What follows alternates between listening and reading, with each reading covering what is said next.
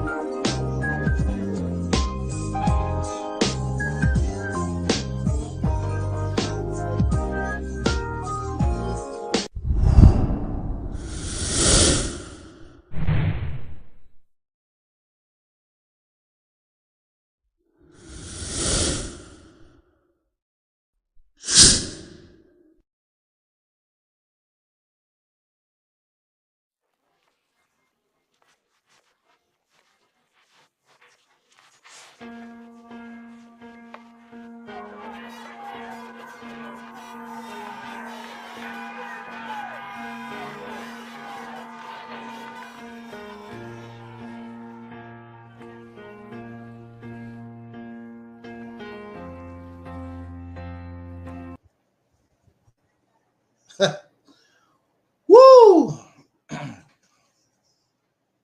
Are we ready?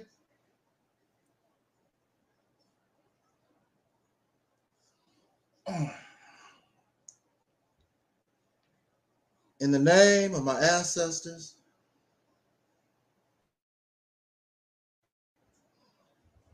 and all, welcome to a weekly industry.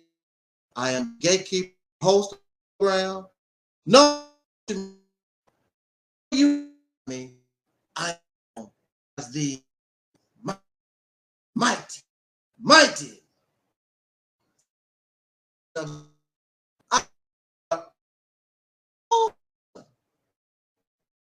Number one.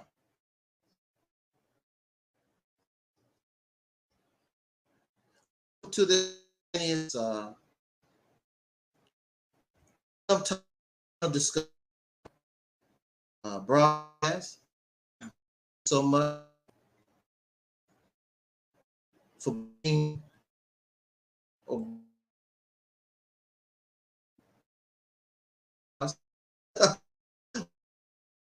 second. Woo! Just want to give my on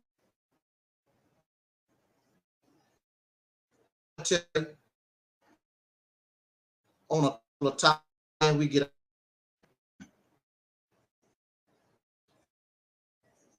a topic. We're gonna get out of here. On the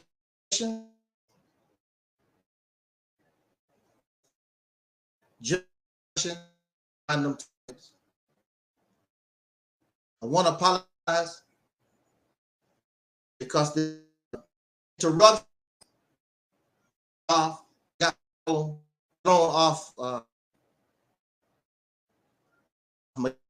As soon as I get to talking, I'll get.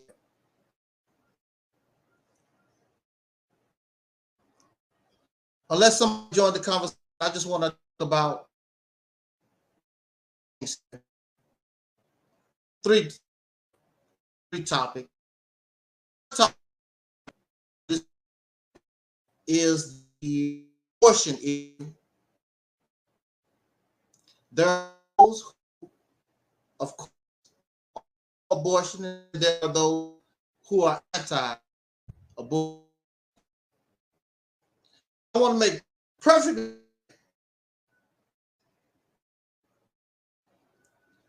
I am not advocating abortion. Look at this realness.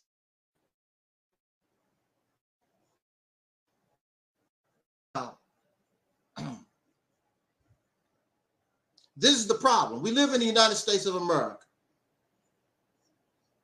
In the United States of America, something that religious people call fornication and adultery is legal.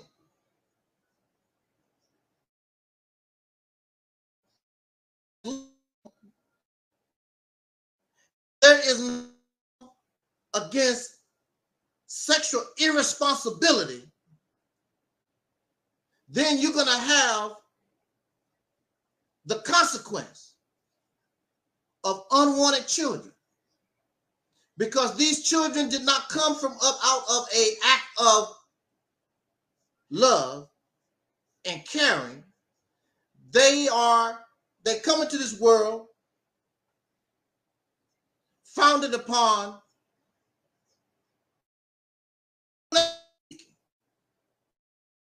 we live in a country where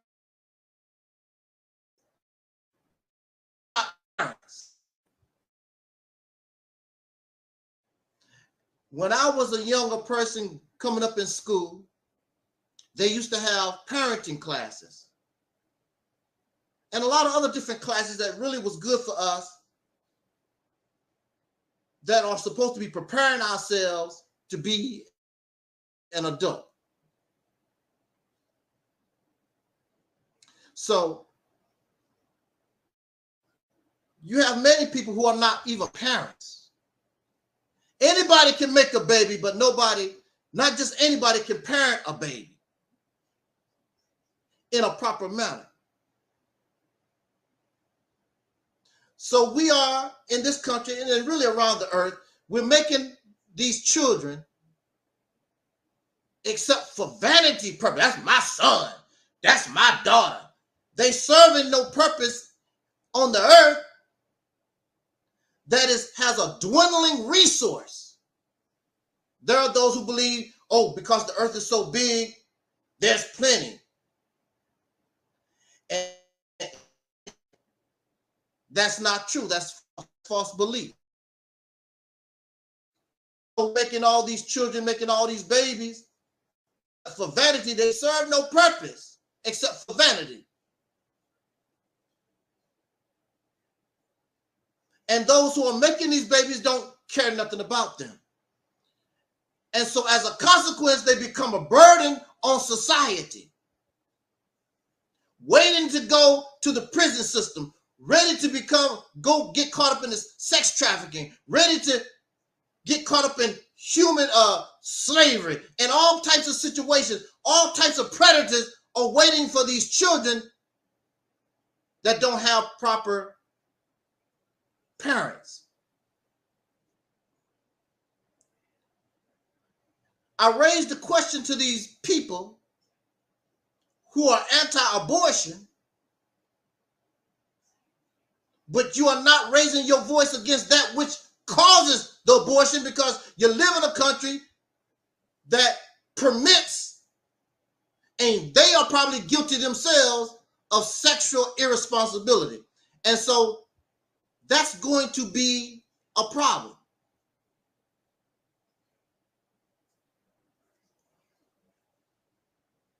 There's going to be consequences.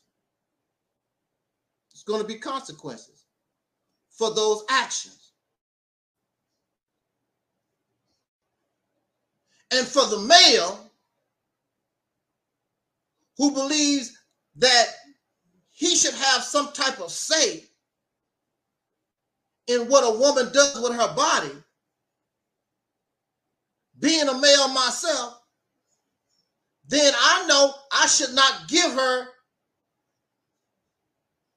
my seed, whereas she can put herself in that position to say whether or not she's going to, I might not bring this baby into the earth.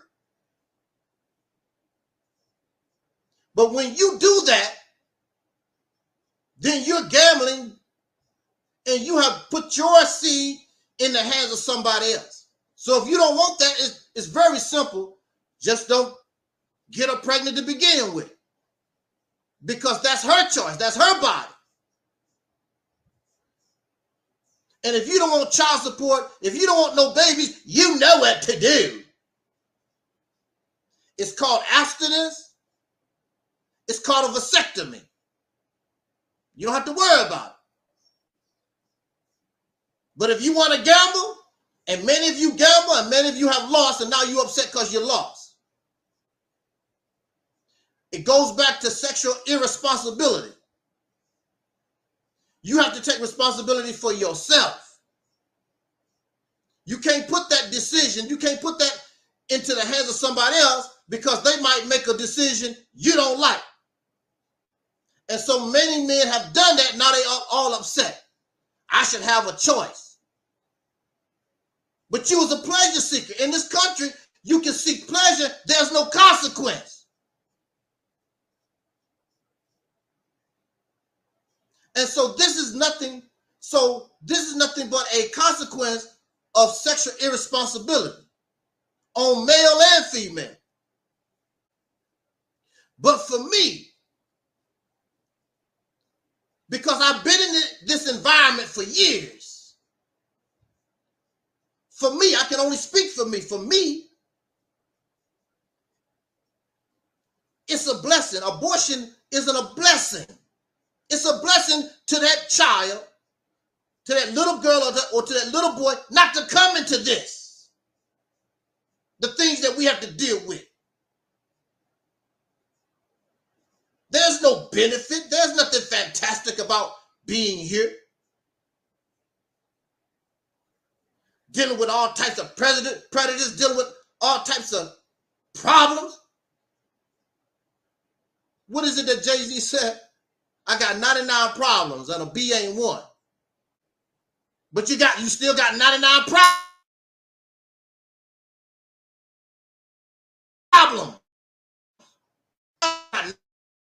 99 beautiful things I love about life. He didn't say all his problems is bad, but a B ain't one.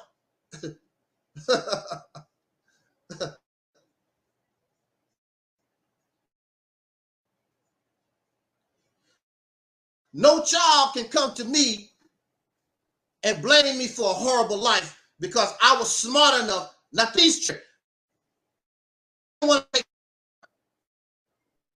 All of us was children.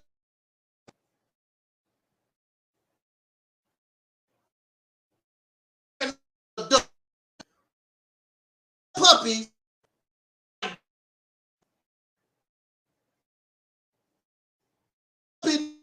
Puppy. Chihuahuas.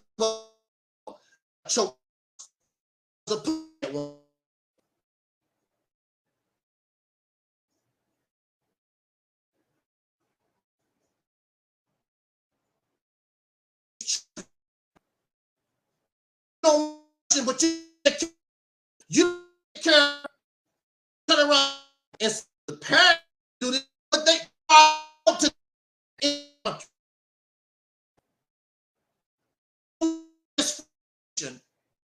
and adultery and seeking the consequence of irresponsible behavior. So if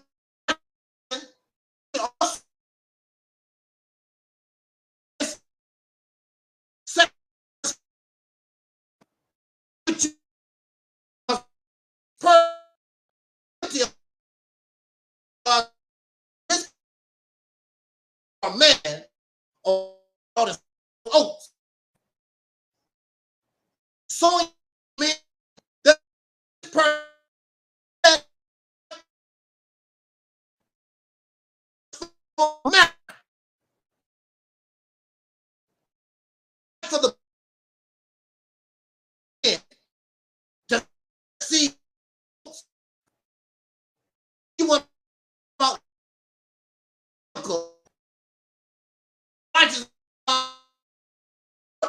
should not you should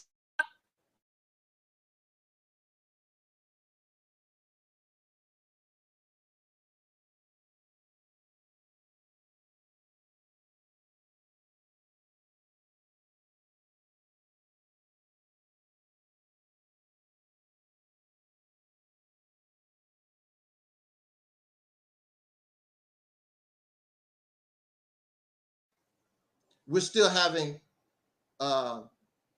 technical difficulties.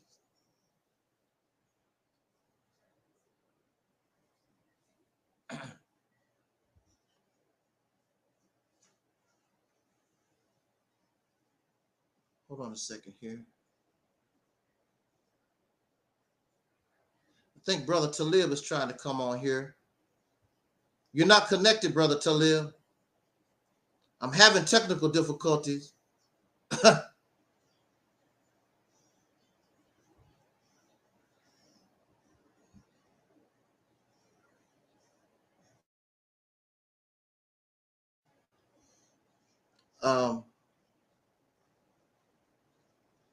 So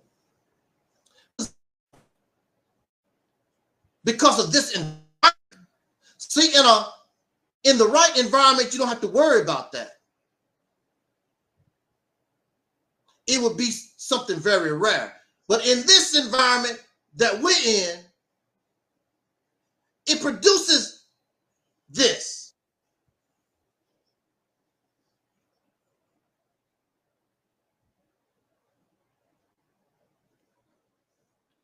It produces this. So hold on a second.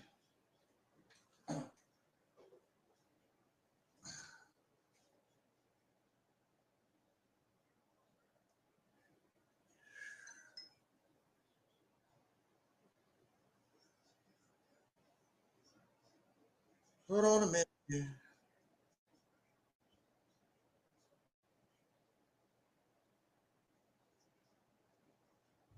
We're having technical difficulty. I'm going to tell you the reason why.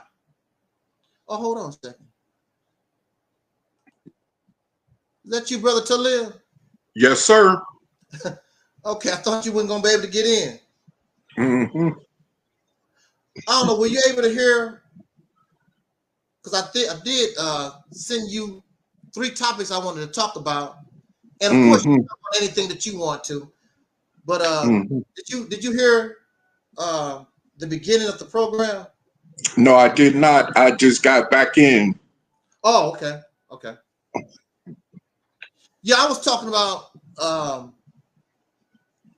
the first topic I wanted to talk about was abortion. Okay. My position is, I'm going to say real quick because I already talked about it. So I give you an opportunity if you want to talk about that topic. Because of the situation that we're in, I told the audience that for me, I can't speak for anybody else, because of the environment that we live in, because there's no law against fornication and adultery. It's legal.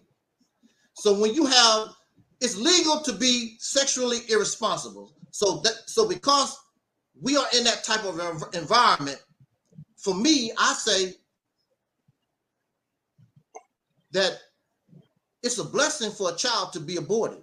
For me, it's a blessing, so that child don't come into this mess that I know that I've been in for all this time. I wouldn't want no child to come here anyway.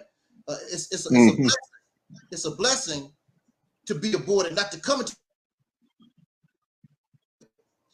And when you live in a country where people are allowed to be sexually irresponsible, that's just the result. That's what's going to happen. You're going to have a whole lot of unwanted children, and then the people that talk about they don't want abortion, I'm anti-abortion, they are pro sexual irresponsibility. They're not standing up and speaking up against that.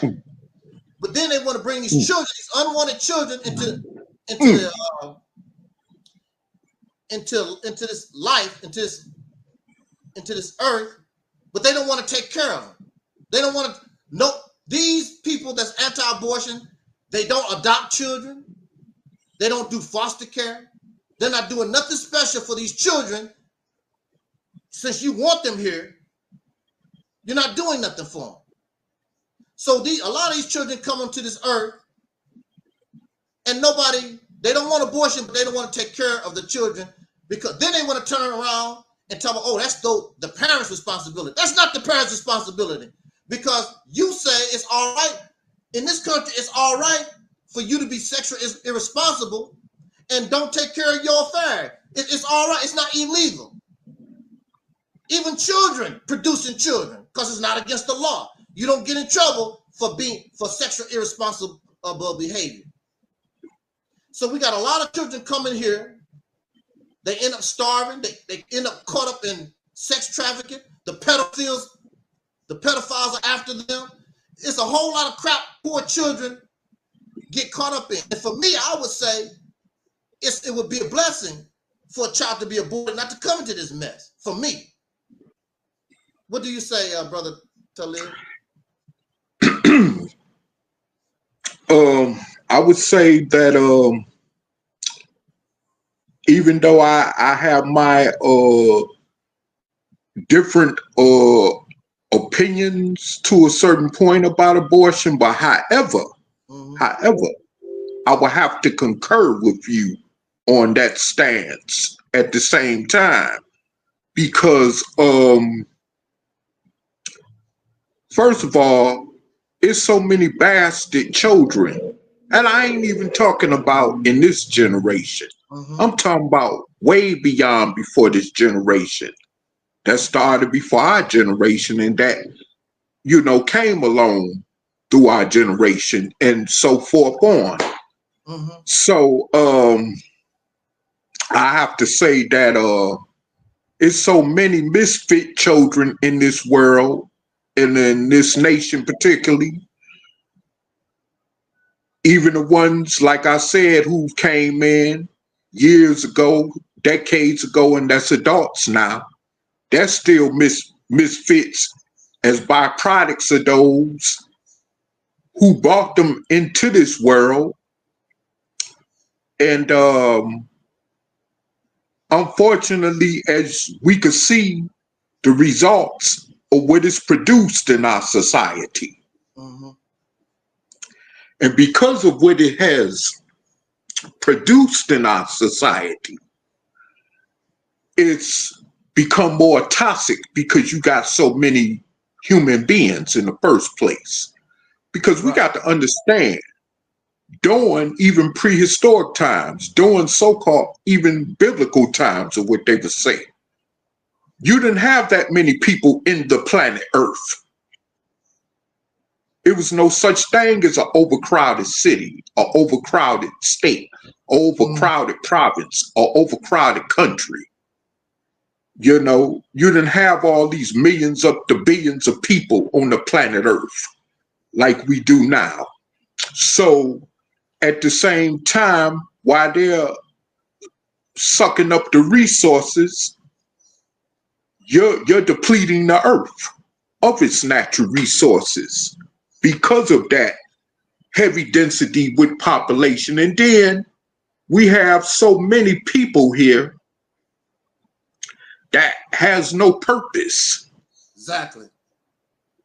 You see, that's just existing. And when you're just existing, it's like I used to always hear in the pro-Black conscious community years ago, where they said you're nothing but dead weight. So that's all it is people that are dead weight, that's just in a way existing. And as a result, just look around you, okay? Look at our youth today. Even look at some of us who are in our 50s and 60s today, running around with tattoos all on our bodies, face on down. Oh no, from head on down. Let me say that. You know, you got many of us that are involved in gang activity at the highest, you know, ever. And then you got a lot of us who are more so prone to being addicted to drugs of some kind of sort, more than ever. So you're looking at a decaying population of human habitat. Exactly. And because those who produced such people who are byproducts of this situation, they didn't have no sense of real true direction in their life.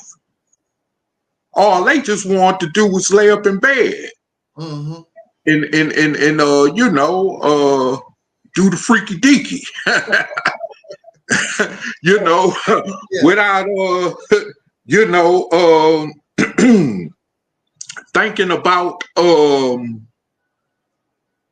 you know, the consequences that come with that.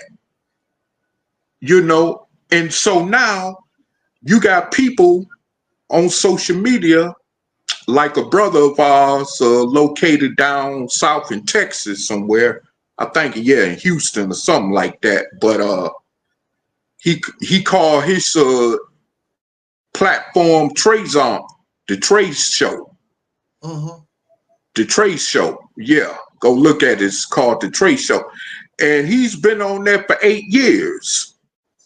And the brother he always talks about so many fathers, it's so many women involved in relationships, just straight up killing each other left and right, especially when you're talking about child support being involved in the situation.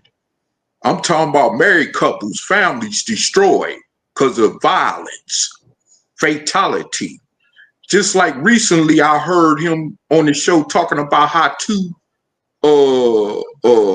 baby dads plotted together. And it was the first time he ever reported on this on social media, on his platform, out of all the years he's been on social media, about two dads having a baby, each by the same woman, plotting together to kill her, which they actually did, and killed her new boyfriend along the way, who didn't have nothing to even do with whatever the situation was between the two of them and their children's mother.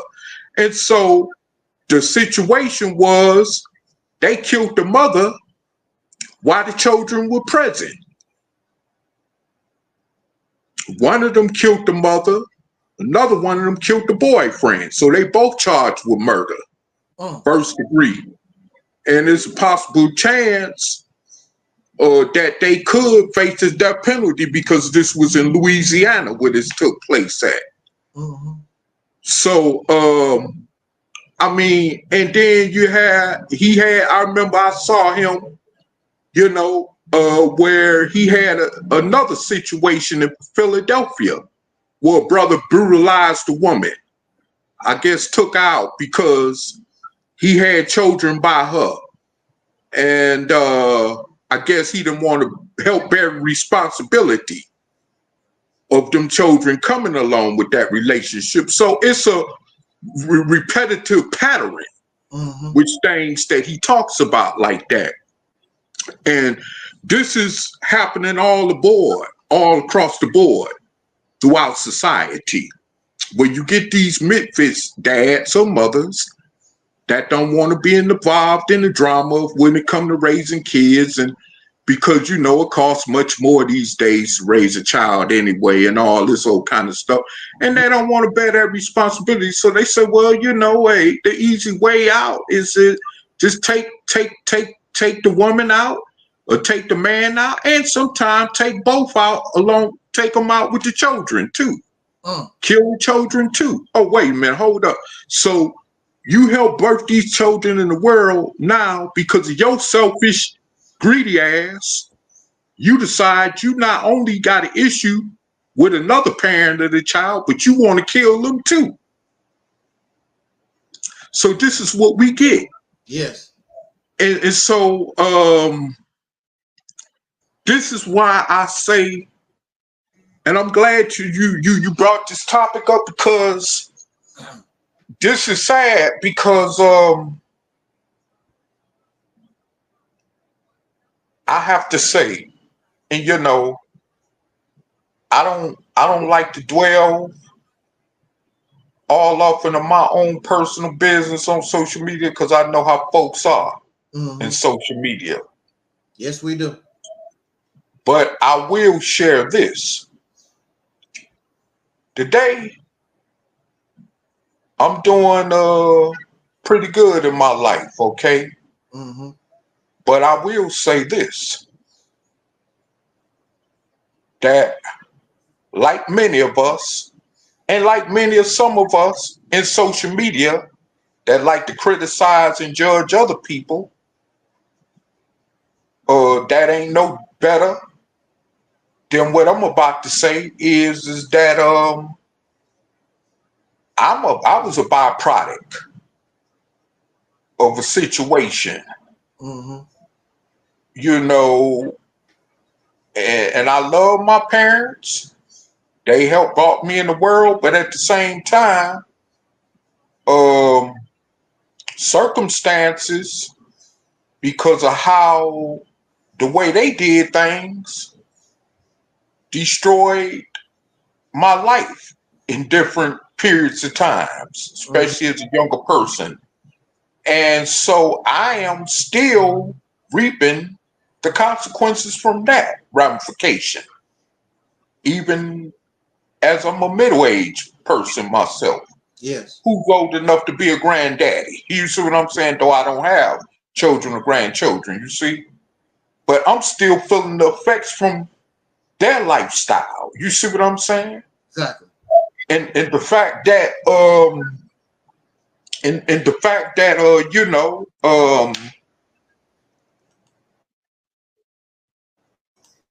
you know, the dysfunctional sides of their families. because one side, when it even came to two of my grandparents, didn't like each other, and it had something to do with. I'm not gonna help nobody get something my Negroes don't have. If I'm gonna die, I'll die now, right here fighting you. If I'm gonna die, you my enemy. My enemies are white people, not Viet Congs or Chinese or Japanese.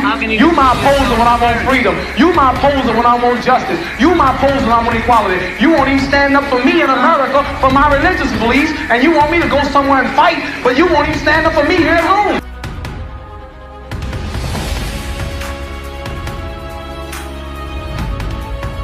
No, I don't worry. I tell you, I'm a man who believed that I died 20 years ago. And I live like a man who is dead already. I have no fear whatsoever of anybody.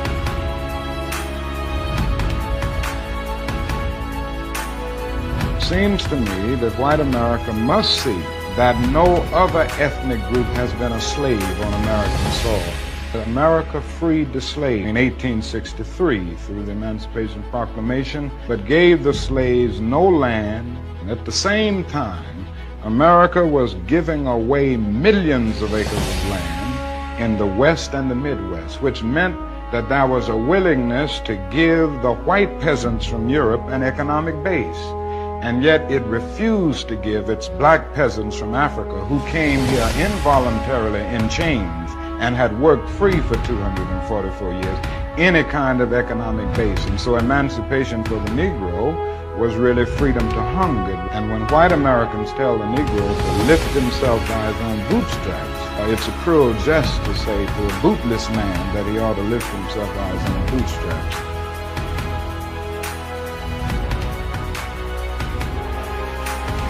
I'm saying that the nation of Islam should evolve into what we call the reality's temple on earth. You don't need no Arab hand-me-down religion. You don't even need God. You don't need these things. That's good for us in our infancy, in our immaturity, when we was babies. But as we grow and mature, and even in religion itself, it says that we are the children of God.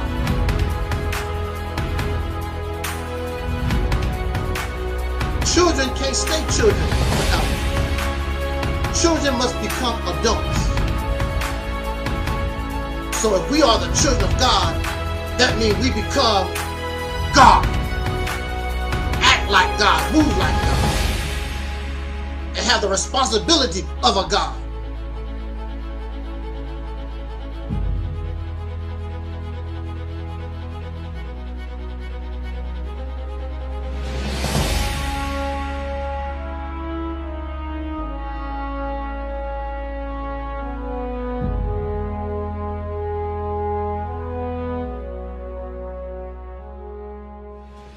Me being in the equation, especially because someone didn't like my father, you see, or because so now that I look too much like him or resemble too much like him, now I'm the villain. Yeah. You see, and you have many people that come in the world like that. This is just a simple reality of the situation. So I have no problem, especially when it comes to them type of situations, like abortion. I have no problem with that at all, because that would save, especially if the parent is not responsible enough, whether it's the mother or the father. You know, I feel like they should just, you know, deal with it. You know what I'm saying? Yes. And you know, accept that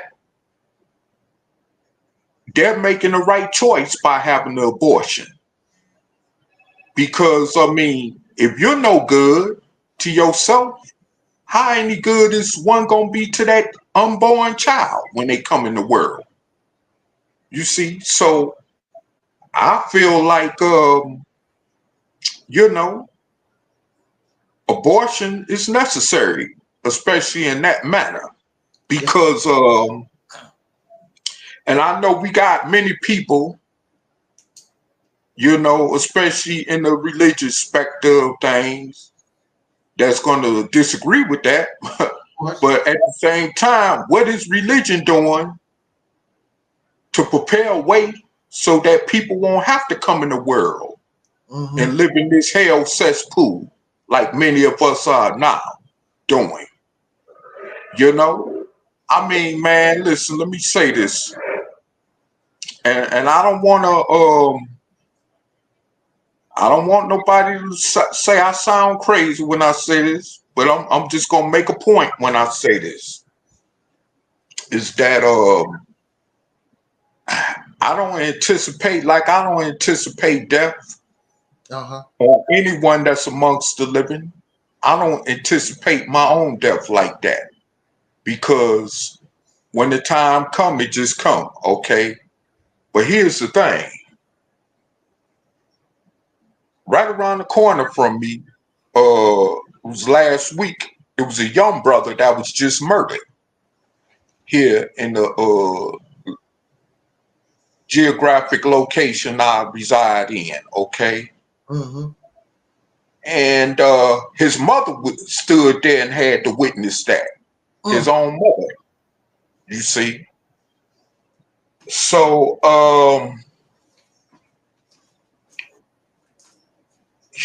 you know, man, I have to say that,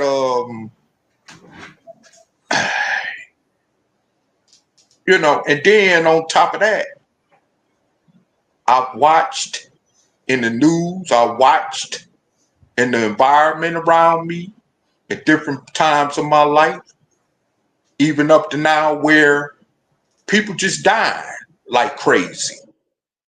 People dying in their 20s, dying in their teenage years. And I'm like, damn.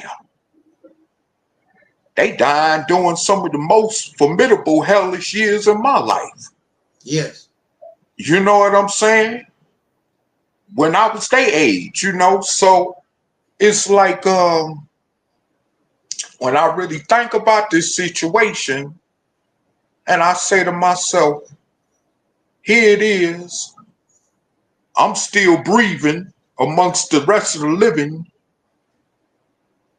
you know, but at the same time,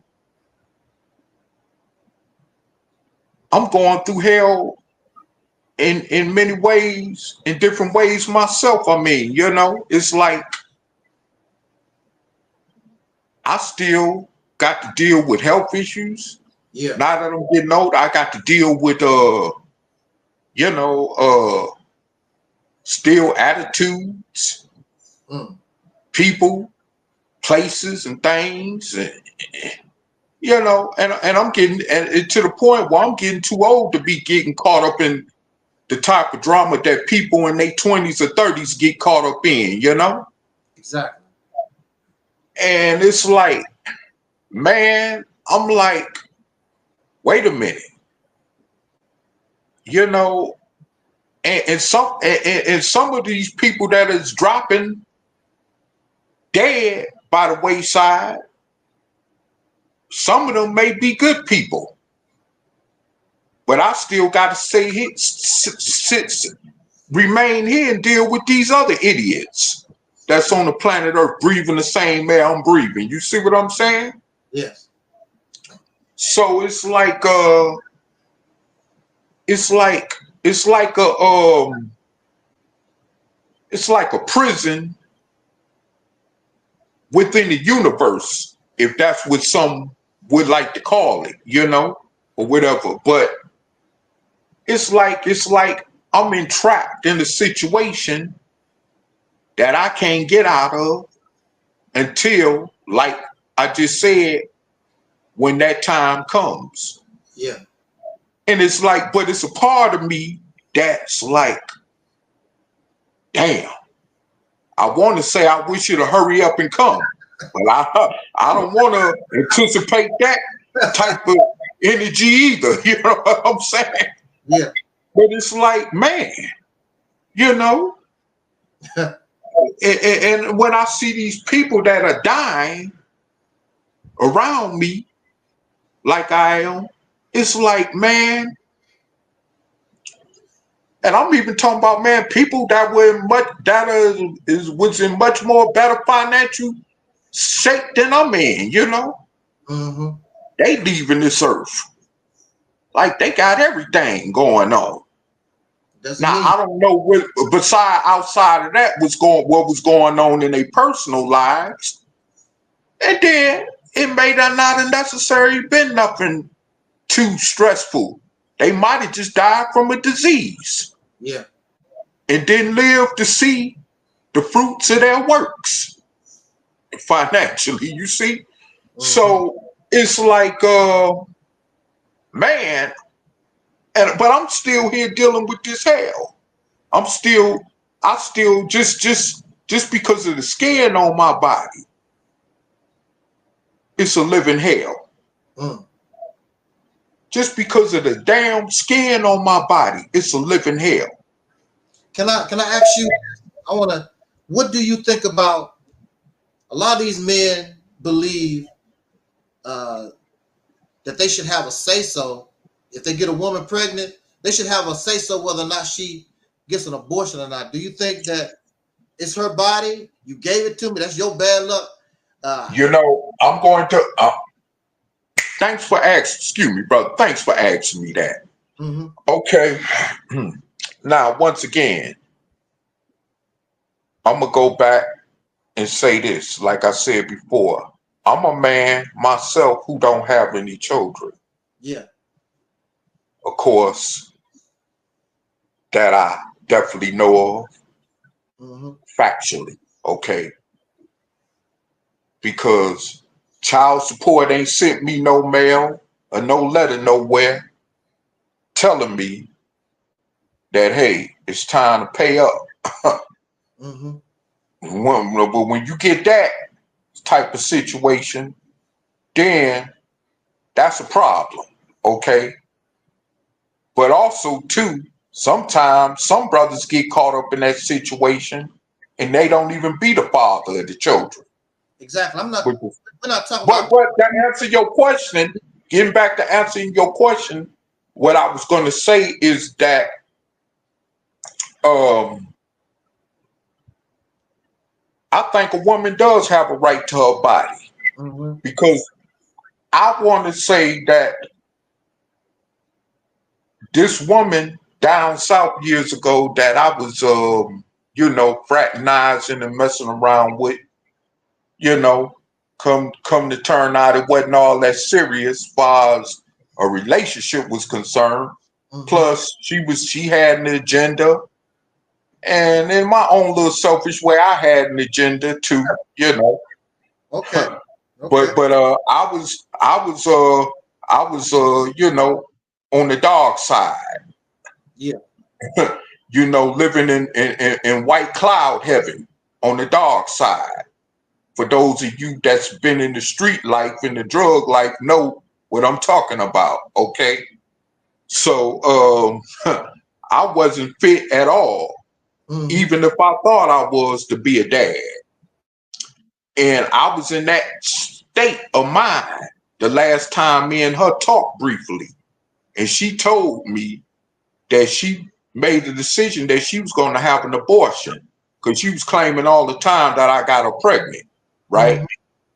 Although I don't know what she did outside of me and her thing. Exactly. But she always claimed that I got her pregnant, okay? But for her to come and tell me that she was making the decision to have an abortion, of course, a part of me was like, but you didn't talk to me first before you made that decision, right? Mm-hmm. And, still to this day, I kind of, be honest, feel a certain type of way about it. But at the same time, I wasn't a dad that was ready to handle business like a dad's supposed to. Mm-hmm. So she definitely had a right to do what she did. Okay? And at this point, you know, I'm not mad about it. You know, because I wouldn't have wanted my child to come in this world with no symptoms from being born to a drug addict father. Okay? Like what happened to me when I was born. See, what happened to me when I was born. Okay? So I didn't want to pass that same, what some would call curse on, to another human being coming from my seed. Yes. You see what I'm saying? So, and I think this is why, as some in religion would say, I am being more blessed. More things is happening better for me in life, because it could be possibly from that I did not bring an illegitimate child into this world to have to live through that. And then I probably have to health-wise inherit some other crap from me. You see what I'm saying? And then all that. And so at that point, it was like, if you ever gonna be a father, then be ready. If not, let it go. So a woman should have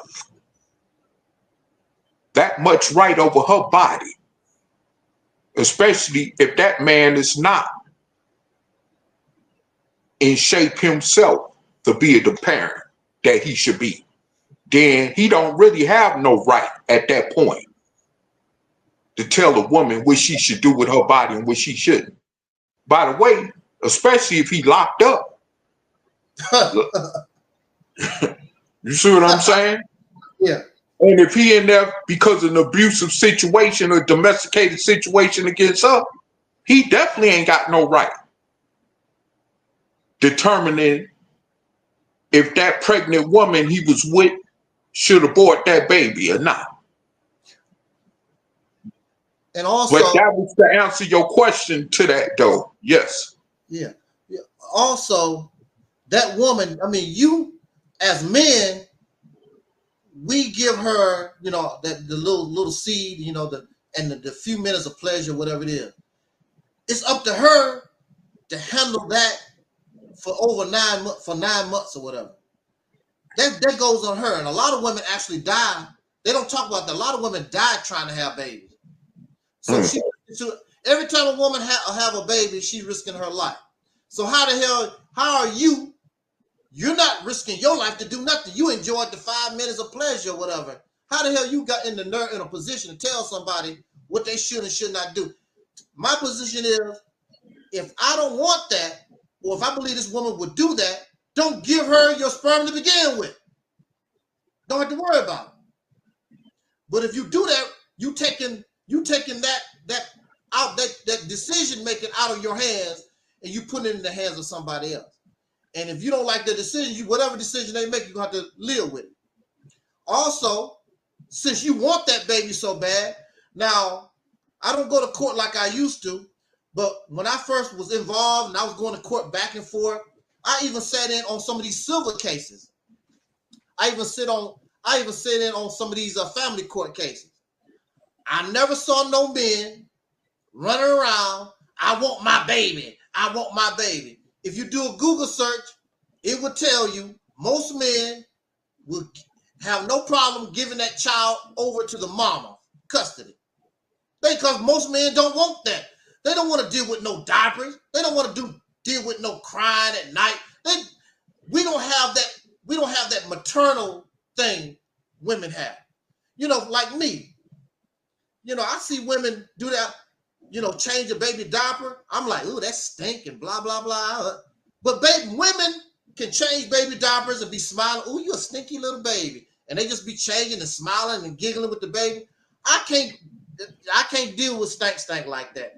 Clean the baby. I'm serious. I can't deal with it.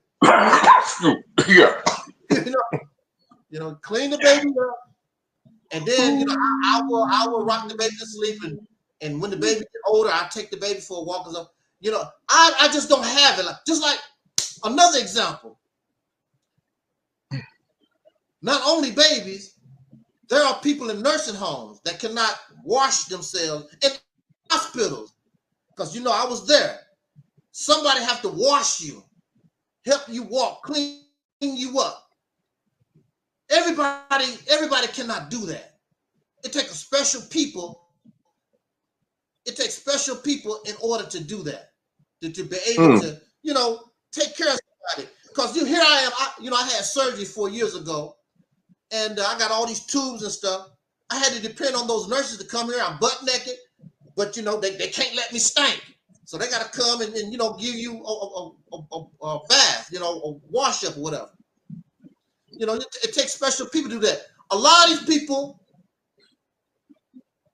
they have a vagina, they have a penis, but they don't have no maternal or paternal instinct. A lot of these men don't give a damn about no babies. The only thing they care about the pootoir. Exactly. They don't care about no. They don't care about no child like that. They only care about the pleasure. And once the pleasure is gone, they're not really interested. I love my children. These folks don't be loving no children. They don't love them. I know that you don't love no children simply because we got a program here, a proposal called Mississippi Campaign to put our children in a better position, and your happy ass not interested, and you don't have nothing else better to offer. You want to keep them in hell like we are. You don't care about these children. And you know, you was talking about earlier about the certain things that we have to put up with living. I did a Google search, and I wanted to find out what is the illiteracy rate in this country. When I was locked up, a lot of people was laughing at me. Oh, you locked up, ha ha ha ha, and giggling. And I'm looking at them. I'm noticing they can't even really read. You know, a lot of us was pushed through school. We didn't really learn nothing. They push you through school because they got to get the school ready for the next batch of unwanted children. According to the Google search, 45 million functional illiterates in this country. 45 million. I'm saying, in my experience being on social media, I'm saying that it's more than that. And you can be a functional illiterate and have a college degree. Because you don't just because a person got a degree still don't mean they can comprehend and understand what they learn. They cannot apply what they learn. That's why you have a lot of people that got college degrees. They just have a college degree. They can't do nothing with it. So what? They didn't. Matter of fact, I would even say that college really produces functional illiterates. It gives you the illusion that you're smart and you're really not. Because you was able to earn a degree. You don't, but you don't have common sense, you don't have logic. And then when you live in this country, how you got all these drug addicts and alcoholics and all these people. What's his name? Justin Timberlake just got off. He was caught. Justin Timberlake was caught. Yeah, he just pleaded guilty to a misdemeanor, a non-traffic related. How the hell is that possible? But that's how they do in this country. Okay, it's a traffic. How are you going to plead to a non-traffic? You know, how are you going to plead to something that's non-traffic? And then the only thing he got to do is come on TV. I was wrong. I shouldn't have been driving drunk. But you know something? But see, that's the thing about this country. These people are nothing but alcoholics. They've been alcoholics ever since the Revolutionary War. They love to drink. They love to use alcohol. That's why those Mexicans are killing themselves and other people, giving Americans their drug and alcohol fix or whatever. That's how they socialize. It was a Pan-African on my. Oh, matter of fact, I think I heard somebody told me this Pan-African was talking about me. Say their name. Said they was mad to me. I'm a hypocrite because I don't say people. Well, I'm gonna say your name. This guy Nollywood cat, Pan-African. He's a drunkard. doing it, but you got to do it for social purpose. Now, this is a Pan-African, but he don't produce the liquor that he want to drink to socialize with. Where you getting your liquor from, Pan-African? You're getting your liquor from the white man. You ain't buying your liquor and your social spirits from black folks, some Africans. You getting it from the white man. But I'm the hypocrite. And that's why your ass can't get nowhere, because you're drunk. That's the reason why you can't do nothing. But but they want all the babies to live so they can become fake ass Pan-Africans, drunks, domestic abusers, murderers, just waiting for them to get caught up in the sex trafficking thing, orphanages, foster care. But I would rather be, I think it's a blessing to be aborted. You don't have to deal with it. It's simple as that. And just like you said, Brother Taalik, in your talk, you was accepting accountability for yourself because you knew that you weren't in no position to be no father. Mm-hmm. A lot of these folks know they're not in no position. They're not father material. They know they're not material. You bring people on here just so they can suffer. Mm-hmm. That's all. The hell with that. Mm-hmm. I would have been so happy not to know any of this. Wherever I was before 1963, whatever it was, I was happy. I didn't have to go through this bull crap. It's sickening. We're going to go ahead and roll on to the next topic. Thank you, Brother Philip, for giving us your conclusions on that topic. Yes, sir. Now I want to talk about this next topic. And see, with this topic, I had to think about it because, like all of us, we was taught these things.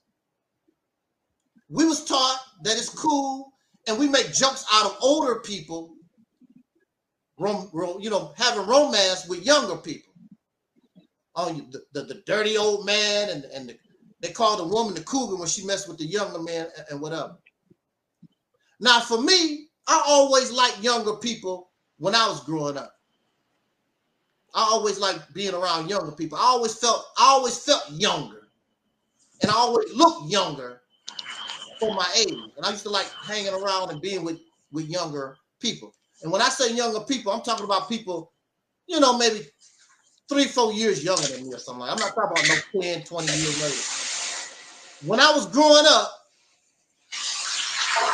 and I was a freshman in high school, now I'm a freshman in high school. So that puts me in the 9th grade. And the high schoolers, of course, was in 12th grade. They was 3 or 4 years older than me. Okay. But here I am. I'm a freshman, and I really couldn't relate to those that was in a junior or in the 12th grade, a senior. I couldn't really, and I saw them different from me. Matter of fact, I even saw them as grown people. I didn't see them as a child like me. I'm a freshman in high school. I used to like the way the senior girls look, the junior girls look, and things of this nature, but I couldn't relate.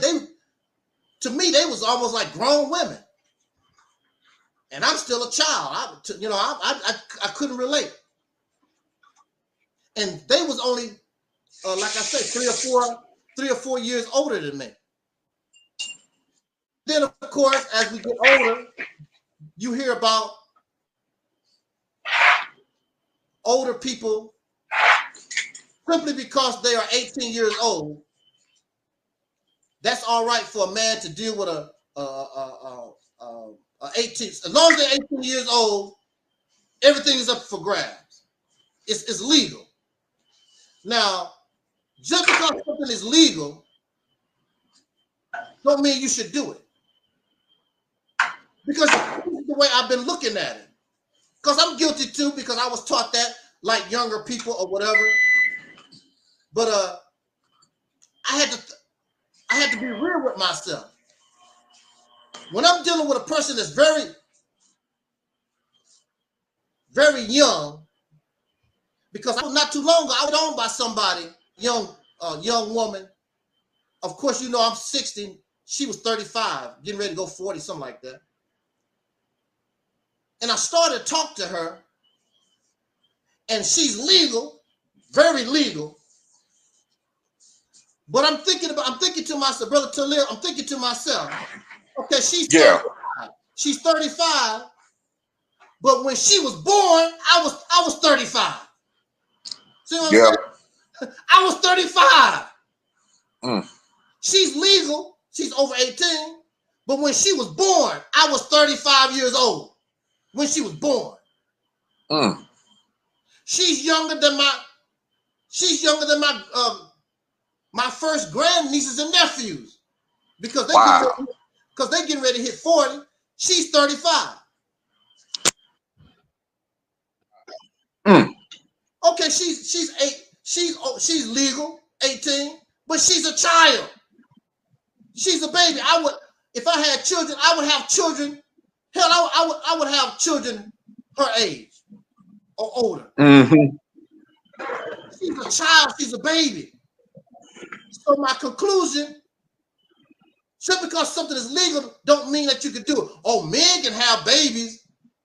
You know, when they, just because you can have a baby and you're 150 years old don't mean you should try it. You should do it. Here, look, Brother Taalik, you're an old ass man. Yeah. And you got arthritis, having heart attacks and all this other crap. Diabetes. Yeah, diabetes and all this. And you having a baby. You can't even walk. You can't even play ball with the child no more because you got arthritis. If you're falling apart. There's no way. There's no way you're going to be alive to see that child grow up. And you're damn sure not going to see the grandchildren. You're not going to be able to do that. But they are. I don't care if they are 18 years old, and they're 18 years old. Just because they're 18 years old, those are children. They just came out of high school. Them babies. Right. Here you are. You 60, getting closer and closer to the damn grave. You should have learned something in your life. That's what you should be doing with children. Not trying to get the young baby in bed. We should be, as older people, we should be teaching these children. We should be giving them our wisdom before we get out of here. Instead of trying to get in their damn panties because they make me feel young when I'm with a young woman. They make me feel better when I'm with a young man. I don't give a damn how they make you feel. You're old. Your ass is 70 years old.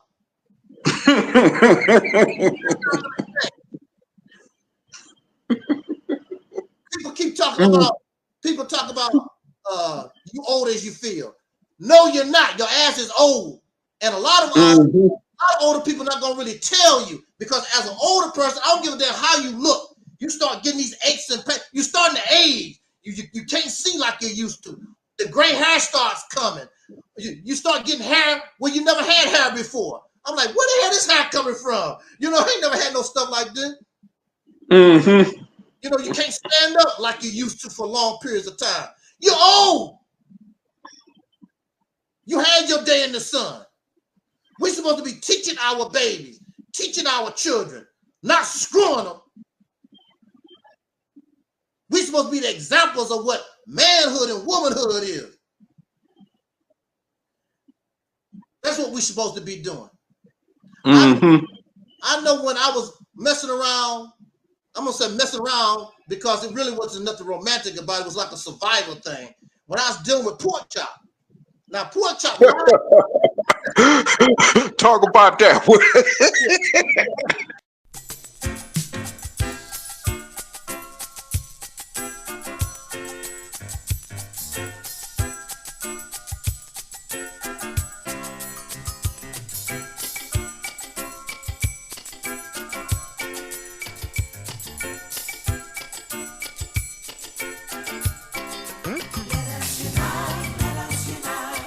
Everybody join.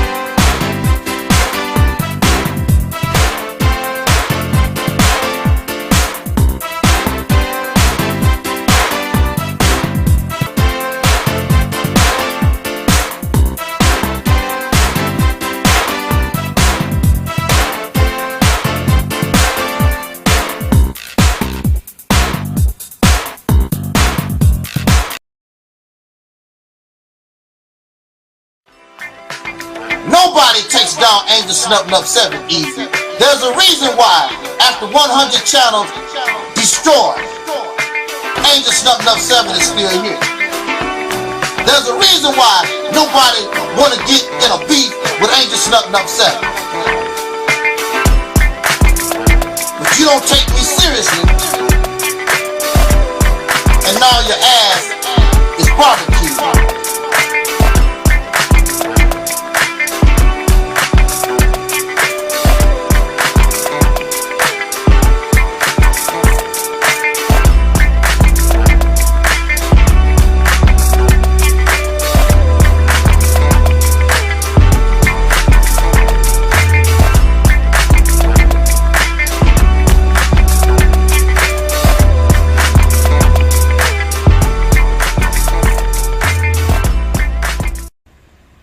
Hey, Angel Snuff 7. What's going on? Oh man, y'all go over there and subscribe to our brother Angel Snuff 7.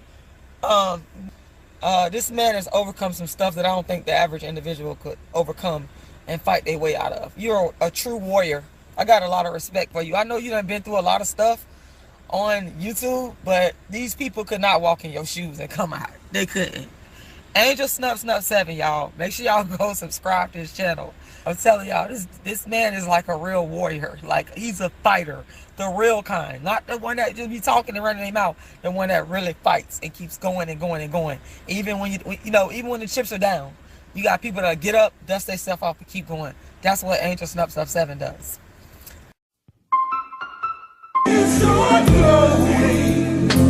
Just keep it going. Oh man, I'll be honest with you. I get a crack out of that when you talk about that one. I'm sorry, but hey, man. Man. All right, my love is not that okay. Ooh wee. Pork Chop told me she was 5 years older than me. Okay, she lied. Yeah. Pork Chop is about 11 years older than me. But you know, when I was dealing with her, she was talking about, okay, I'm a child of the 60s. So really, I don't really start remembering things. You know, so I would say I'm a child of the 70s. I was born in the 60s, but by the time I get some age, I'm 8, 9 years old. You know, this is the 70s, okay? So I'm a child of the 70s. She's a child of the 50s or late 40s. And she's talking about things I can't relate. You know, I know about them in history because I read about them in history. I see the old videos of Jackie Wilson and Sam Cooke and all. But she's talking about it because she lived it. I don't know nothing about all that. I really couldn't relate. The only way we was relating is because of the teachings of Elijah Muhammad. And of course, as you know, I'm not into that no more. But she was in a different time period because she's 11 years older than me. When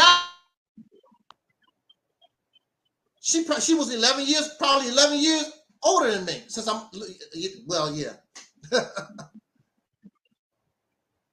But just because we can do it don't mean we should do that. 18 years old that's just a number. That don't make you an adult. These are children. And how you gonna mess with somebody and you 60 years old and they 35? You was 35. You was 40 years old when they was born. Brother, to me, that's disgusting. To me, that's nothing but acceptable pedophilia. Yeah, yes, it is. I'm gonna turn the subject over to you. And you should, and you need to be prosecuted. Anybody caught up like that, including my damn self, would need to be prosecuted. But because you 35 years old messing with an 18-year-old, or how about this? 55 years old messing with somebody that's barely in their 20s. You know what I'm saying? That's just insanity, man. It's sickening. What did you? I mean, yeah. What did you gonna get out of that? You know, and then on top of that, you running around here, you know, calling yourself still a young Mac Daddy, or want to be pimp or something or whatever. Yeah, because you claim your game is still you know, tight or whatever. Man, you know how many cats then caught the HIV virus, the syphilis virus, the herpes virus, you know, all these other different illnesses because of that. Because they so locked in on chasing after that you know, piece of V, you know what I mean? So I mean, it's just crazy, man. And it's like you know, they don't have no regard for nothing or what comes behind that. No. And the women, and you know, the women used to have a little bit more integrity about themselves, but when man came along, and just helped destroy that, you know, which the woman had a choice in that situation, you know. Now you got women who don't care how many children they have, long as they could collect a welfare check or child support. Now, I'm not saying all women have that mentality, but there are many that do, you know. And I mean, it's like those who have that mentality make the women who don't have that mentality look like sprinkled salt in the grass. And that's unfortunate, you know, because I have, you know, I had a mother, I had a grandmother, I had a great grandmother, and so forth and on. And they're the reason why we're here. So when you, as a man, disrespect the sanctity of that natural part of the woman, and then help her turn herself into something different, now she trying to be like you. You see what I'm saying? So I mean, it's like you don't have no regard. And you know, in a way, I have to say, I don't feel sorry for these women, but I do have empathy for them because they didn't have to be used and abused that way. And now, this is why when you walk up the street every day, especially you run into a woman, especially if she look like you, like us, you know, melanated soul people, you know, she's going to give you that crazy look or roll her eyes at you, you know. And I hear different brothers always talking about why they don't know why they do that. And I'm like to myself, brother, you've been around maybe long as I have in this world, or not, but you should commonly know as a melanated soul, brother, that our sisters have been hurt by men like that, like us, and like certain other men. You know, they have been hurt. Yeah. So what do you expect for them to do? You know, one thing about a human being, period, a human being is only going to be able to take so much for so long before they lash out in an unnatural way that you would never expect them to respond in. Now you got men complaining that women are trying to be so hard they want to be like men. Well, who helped them got there? Who helped them arrive to that point? You see, so we not let's not play these mind games with each other. You know, these women are a product of our BS, and I'm just gonna put it straight down there to the point. You know, they are a product of our BS, you know, now you got women that got to the point that they wanted to be pimps, pimping other women, even pimping other dudes. You actually got that. Women pimping dudes. Now, like what? But we brought that into place. You see, and unfortunately, this came from my parents' generation.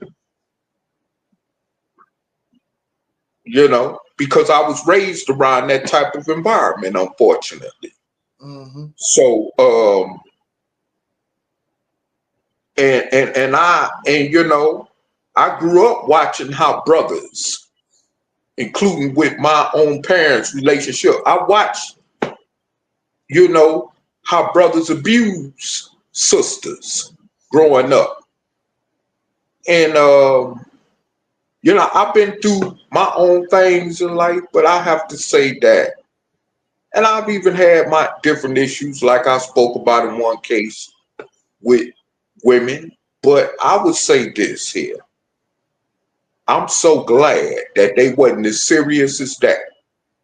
That, you know, I hear people always talking about, well, you know, father like son, son like father. That's BS.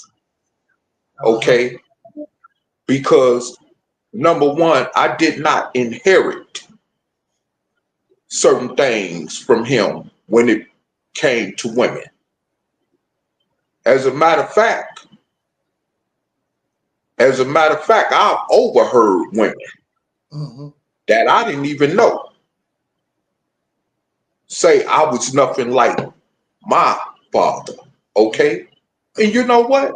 Hey, when I really think about it now, I'm so glad they made that statement.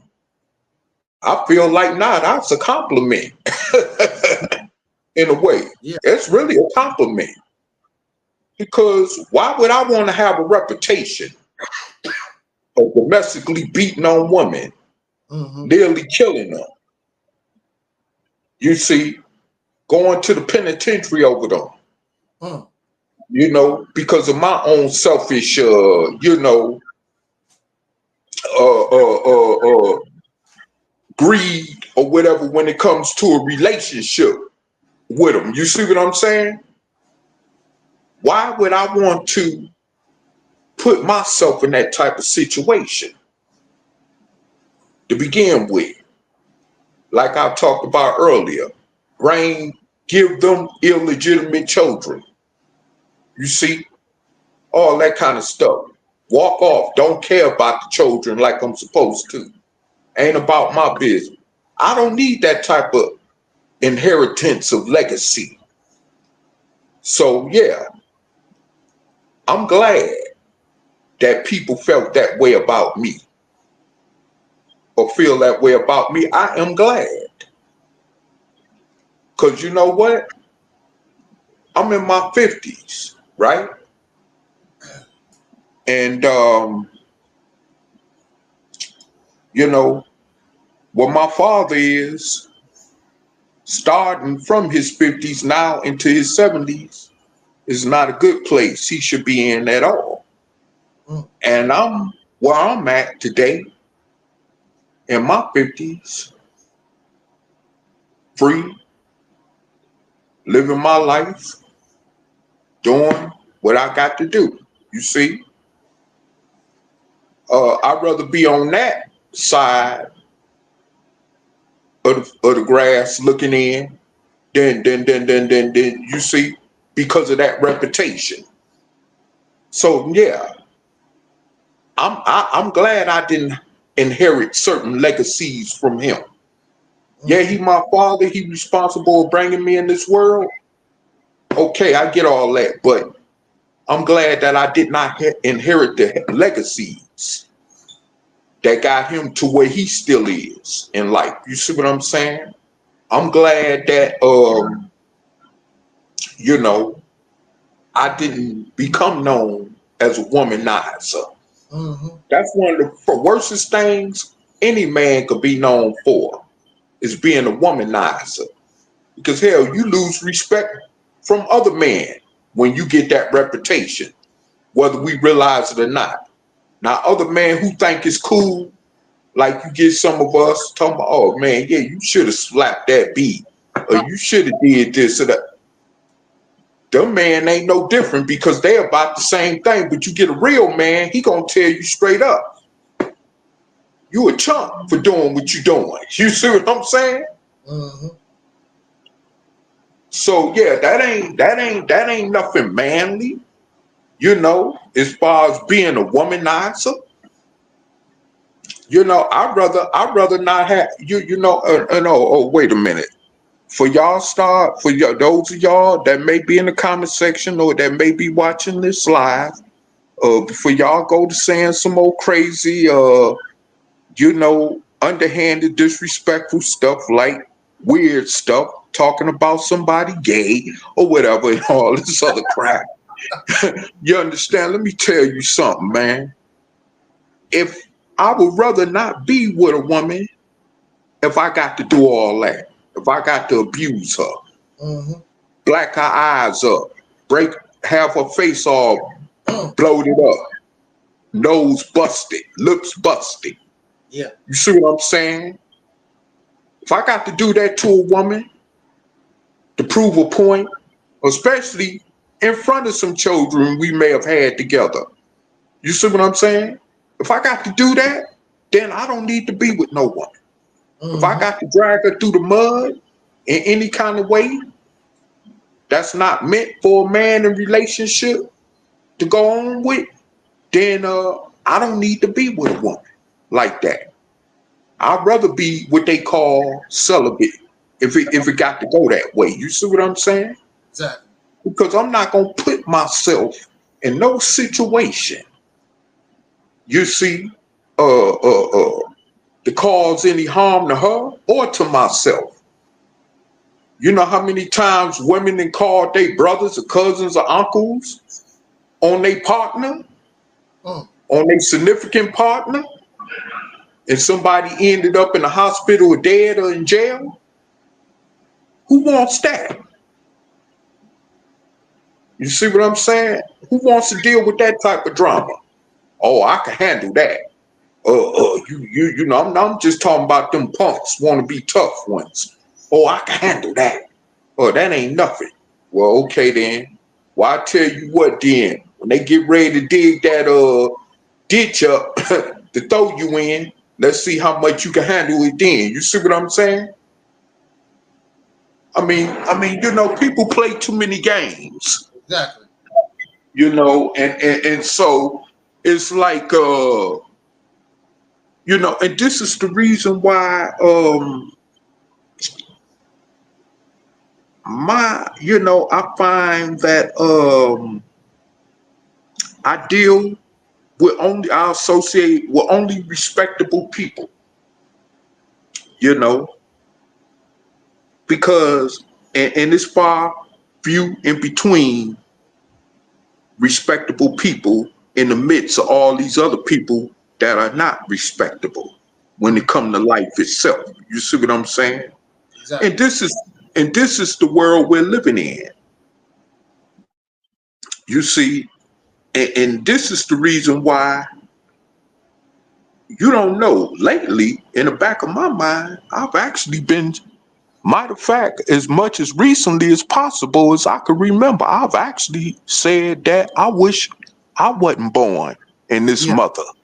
And this is why I'm gonna say this again, like I said before on the other, when we were speaking on the other topic, basically. Not getting off of this topic, but that's why, you know, those of us who pass, you know, I'll be saying to myself, damn, when is it my turn, you know? Yeah. Because see, wherever they at, I don't know. But I'm gonna say this here, because ain't nobody ever came back to bring the good news. Even the Bible tells us no one has ever came back to talk to us about how it was in the afterlife.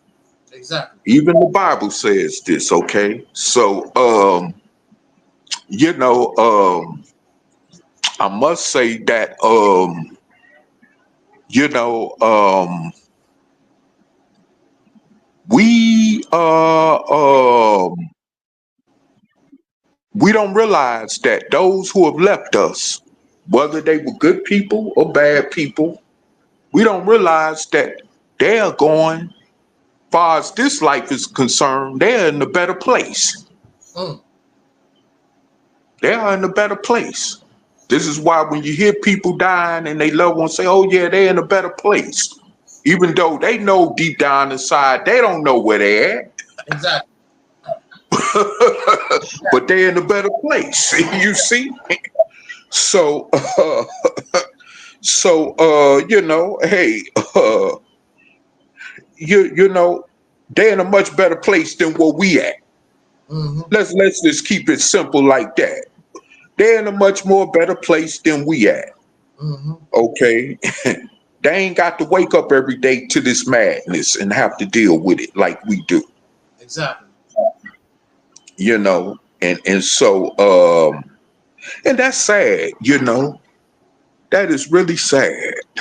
Yeah, you was talking about the earlier in your talk. I want the people to realize and go back and rewind where you was talking about. And I know a lot of people that's part of these hate the black women groups. They won't agree with what we're talking about here. But you was talking about the woman and how the men, see, they keep talking about history. They don't know the history. See, I've lived some of this and you have lived some of this. These younger folks don't really know what the deal is. And when you look at history, if you really look at history, they don't tell the whole story. Most people tell the story just enough to fit their narrative. They won't tell the whole story. The whole story is the black man, especially when this white guy start giving the black man privileges, he stopped looking at black women as an equal. He started acting like the white man.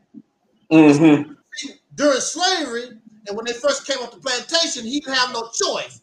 That was my partner. He didn't have no choice. But when he started getting privileges, he started to act and behave. You know, it's just like this.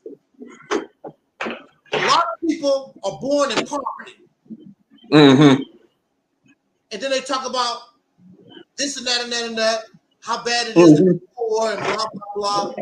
But once they're able to get up out of poverty, they begin to act like the stuck-up rich folks they used to complain about when they was poor. See, this black man, once he got the slave plantation, and he talked about the white man do this and the white man do that, but once he started getting his little bit of his freedom, even to this day, his attitude toward things start changing toward the black woman and start treating her the same way the white man was treating both of us, the male and the female. That's what he done. And matter of fact, he even got to the point where she's not even good enough. He started voluntarily running to the white woman. He started that. Now during slavery, you had women, slave men and women, you know, falling in love with the master, but you can't blame that for them. That's no different than having your dog at the house. Your dog don't really love you. Your dog is just caught up in a master-slave situation. Because I guarantee you, go try that with a wolf. Go try that with a lion out in the wild. They're not gonna go for that kind of stuff. That's the only. No, brother, you gonna be welcome for dinner real quick. They're not gonna. They're gonna show you what the relationship is. Our ancestors was treated as slaves. They was nothing but domesticated animal, and they was treated. And they had the mentality of cattle, just like your dog and your cat. And hell, even some dogs and cats, if you give them a chance, they'll run away. You'll never see them again in life. Yeah, right.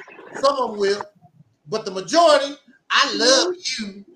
But that's because they're domesticated. They're your slave, and that's that's not real love.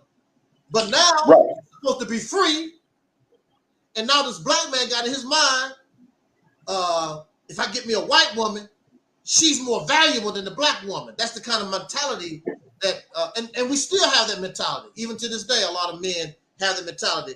I don't care what this white woman look like.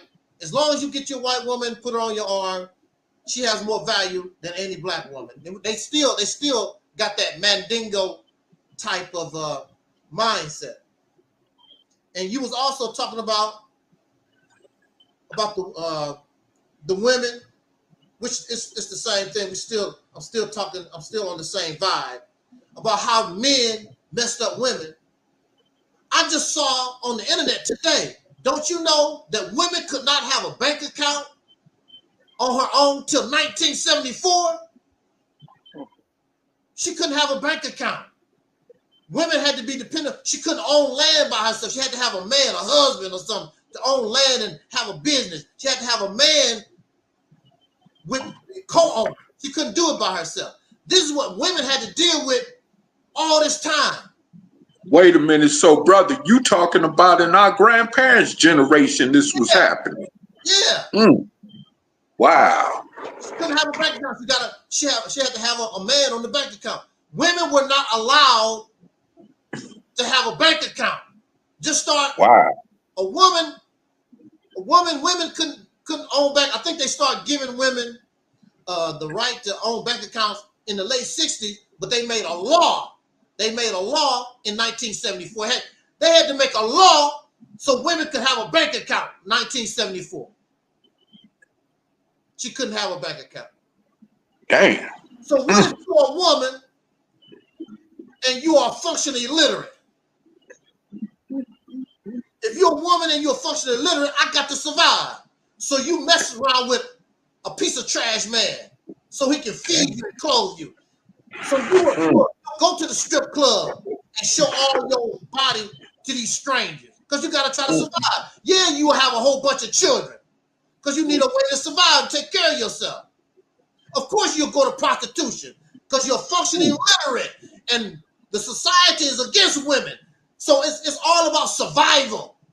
But see, since you are a man, you and I are men, even though we're black men, we're still a man, and we still in this society, we still have a advantage that she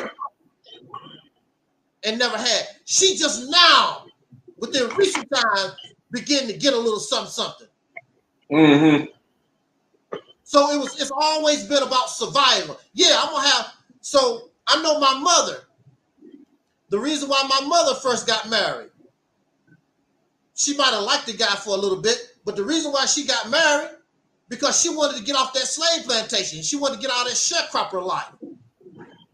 Because that's a hard life. You know, working from sun up to sundown for $3 a day. So she wanted to get the hell out of that kind of situation. A lot of these women marry these old ass men getting ready to die. Yeah, I want your money. I'm trying to survive. I want to get out of here. I need to change my life. Now women can get an education, they can get a college degree, they can own a bank account. They can do that now.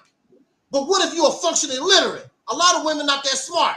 So I'm going to use my body. And hell, these men so pitiful, they don't give a damn if you fat. They'll take if you fat, it don't make a difference. As long as you got a hole, they do not care. It don't make no difference, but folks need to survive. This is a survival situation. And if black men really was men, if we really was men, they wouldn't have to go through all that. But no, you want to be like the white man. And he don't give a damn about you. And that's what it's all about. The reality is, we said black man, but the reality is, all of us ain't nothing but dark-skinned versions of him. We act like him, behave like him, think like him, do like him. That's why we're in the situation that we're in. And we don't want to go against him. That's why you don't want to support the Mississippi campaign. Because you don't want to go against your daddy. He'll be real upset that you want a room in the house of your own. So you just talk like you want to do better. I want to separate from the white man. Integration is bad. No, that ain't nothing but a bunch of talk. You love exactly what you're doing. You like living in the house with your daddy. Your daddy is white. Your daddy, Dr. Umar Johnson, your daddy is white. Even Frederick Douglass, we know that his daddy was a half white man. No, was a white man. And you ain't changed nothing, no different. Frederick Douglass was a biracial. And Umar Johnson want to be like Frederick Douglass. It don't make no difference because you're all white. And you act like them because that's all you know. That's why you can't comprehend the Mississippi campaign. You in the house with your daddy and you don't want to leave your... And I want to say this before we go to the main subject, the main topic. We like to compare ourselves, Brother Taalik, we like to compare ourselves to animals. Right. I mean, what happened to Brother Taalik? Okay, we want to compare ourselves to animals.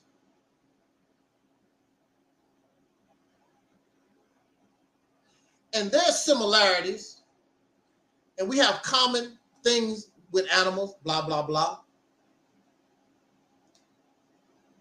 And one of the animals that we like to compare ourselves to is lions.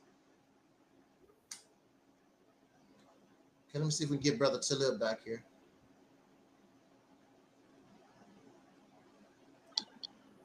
All right, Brother Taalik. I'm sorry, we had a little technical difficulty here. Oh, I'm getting ready to talk. I'm getting ready to talk about the technical difficulty we experienced. But I wanted to say that I wanted to bring this. We like to compare. I hear a lot of people in the pro-blackity black community. They like to talk about. Let me go get something. Keep talking though. Let me get something. Okay. We like to compare ourselves to animals. And one of the animals they love to compare themselves to, I'm king, lion. Now, this is a couple of things that y'all may not know about. It's a few things about lions you may not know about. And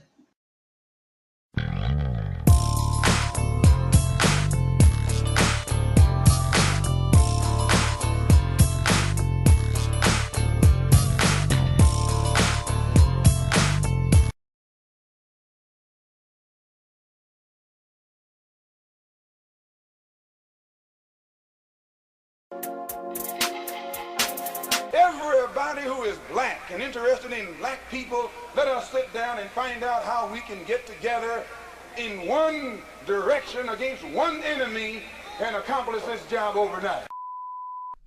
When soul singer and black activist Sam Cooke wrote the lyrics to his song, "A Change Is Gonna Come," it was very direct and to the point.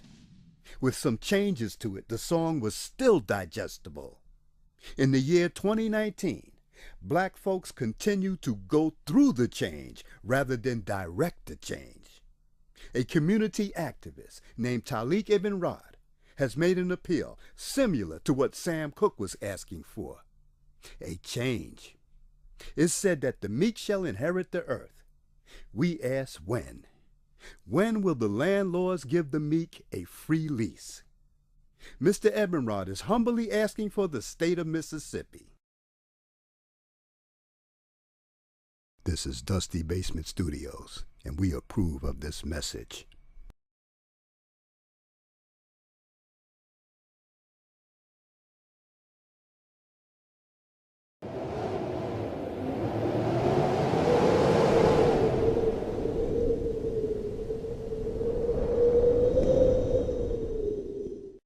Right. Bro, you a genius. I ain't gonna lie. This is like, bro, you was a genius. I swear. You're gonna go down like Elijah Muhammad or Malcolm X with this one. You finna go down in history with this one. I swear to God, bro. Well, I'm their child. We all their children. Yeah, but bro, you know, you your own, you different, bro. I mean, to think of that. I mean, bro, this is genius. Like, I don't just say stuff just to be saying it. Like, I swear to God, bro, you are really on something to come up with this. I don't know how you came up with this, but this is.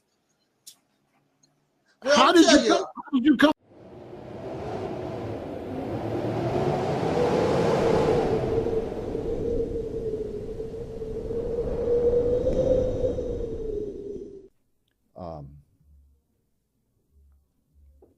But Charles Blow talks about the fact that if you really want black power, consider going into 6 states. Now, I'm going to combine this with what the Honorable Elijah Muhammad told us as it relates to get states that you control. Yeah. And so when you look at the idea of returning back Louisiana, as far north as Maryland, Alabama, okay, the Carolinas, there's a lot of black folk. Mississippi is the largest state of black folk. More black folk in Mississippi than any other state in the 50.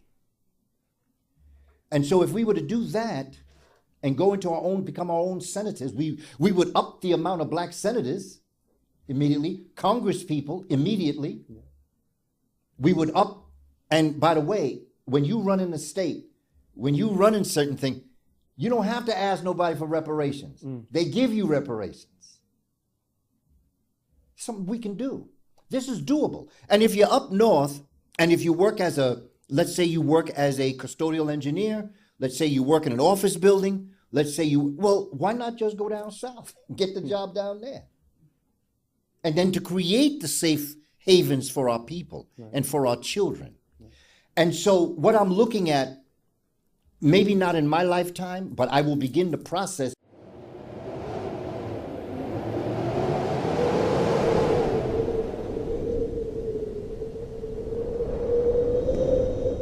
The Mississippi campaign represents everything that you claim that you want. The beginning of an all-black independent nation, the ability to control your own resources, your politics, the law, be able to do your own thing for a chance, create an economy, create and produce goods that Africa or anybody on the planet would want. You're fake, you don't want to do nothing. 3 hours talking about the Mississippi campaign.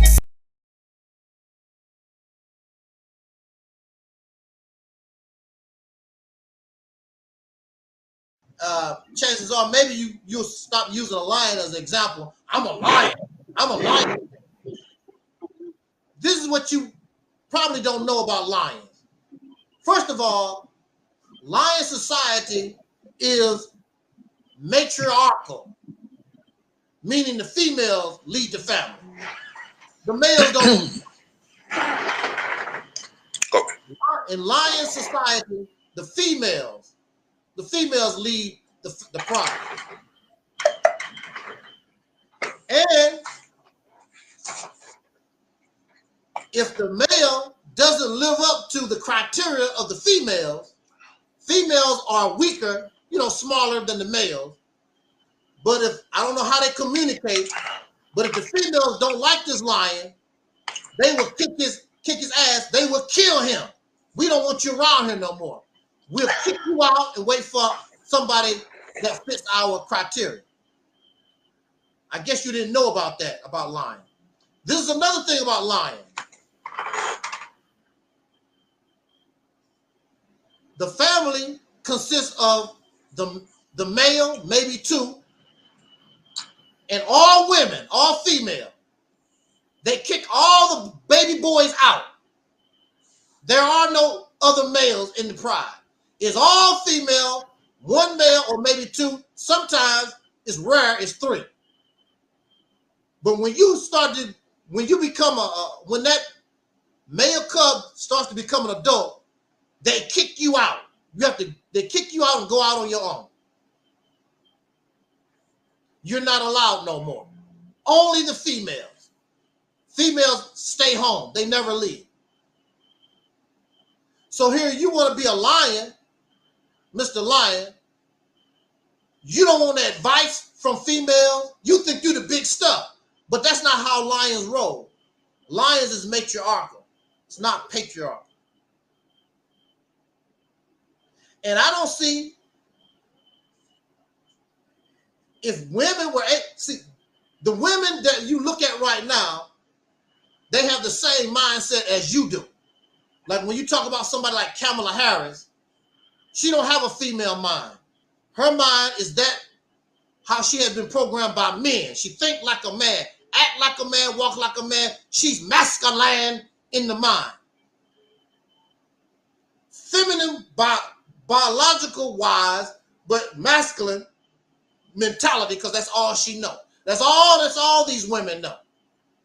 Because they've been living within a male-dominated patriarchal society. This has been going on for generations. She don't know how to think like a female. Just like your dog and your cat. They act on their instincts, but they don't act like they would if they never mess with human beings. It'll be a whole different ball game. So this is an unnatural woman. So even if Kamala Harris won the presidency, you still got a man in the White House, because that's all these women know. It's masculine. She won't even listen to her feminine side, because women aren't violent like men are.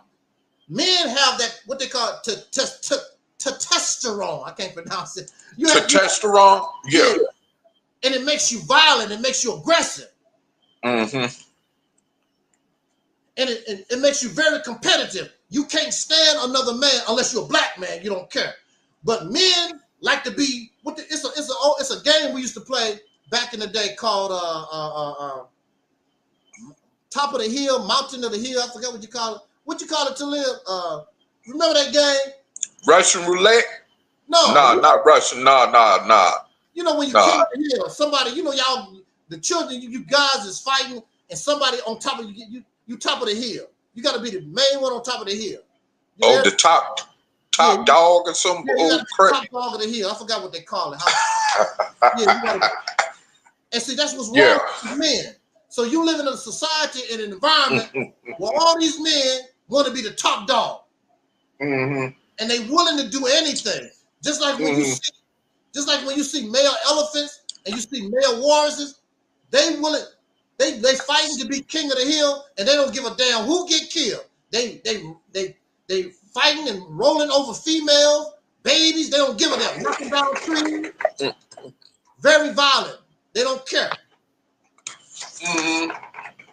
So I don't think you would want to be a lion, because in lion society, you can't stay at home as a male. You gotta go out. See, you talk that stuff, but you right here with the white man.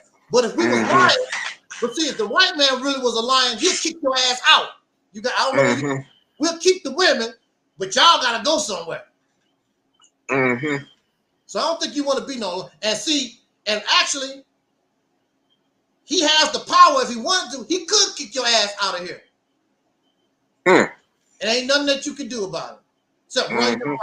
I ain't gonna go no. Yeah, well, do you think people want to be slaves for 400 years? So what I'm gonna do?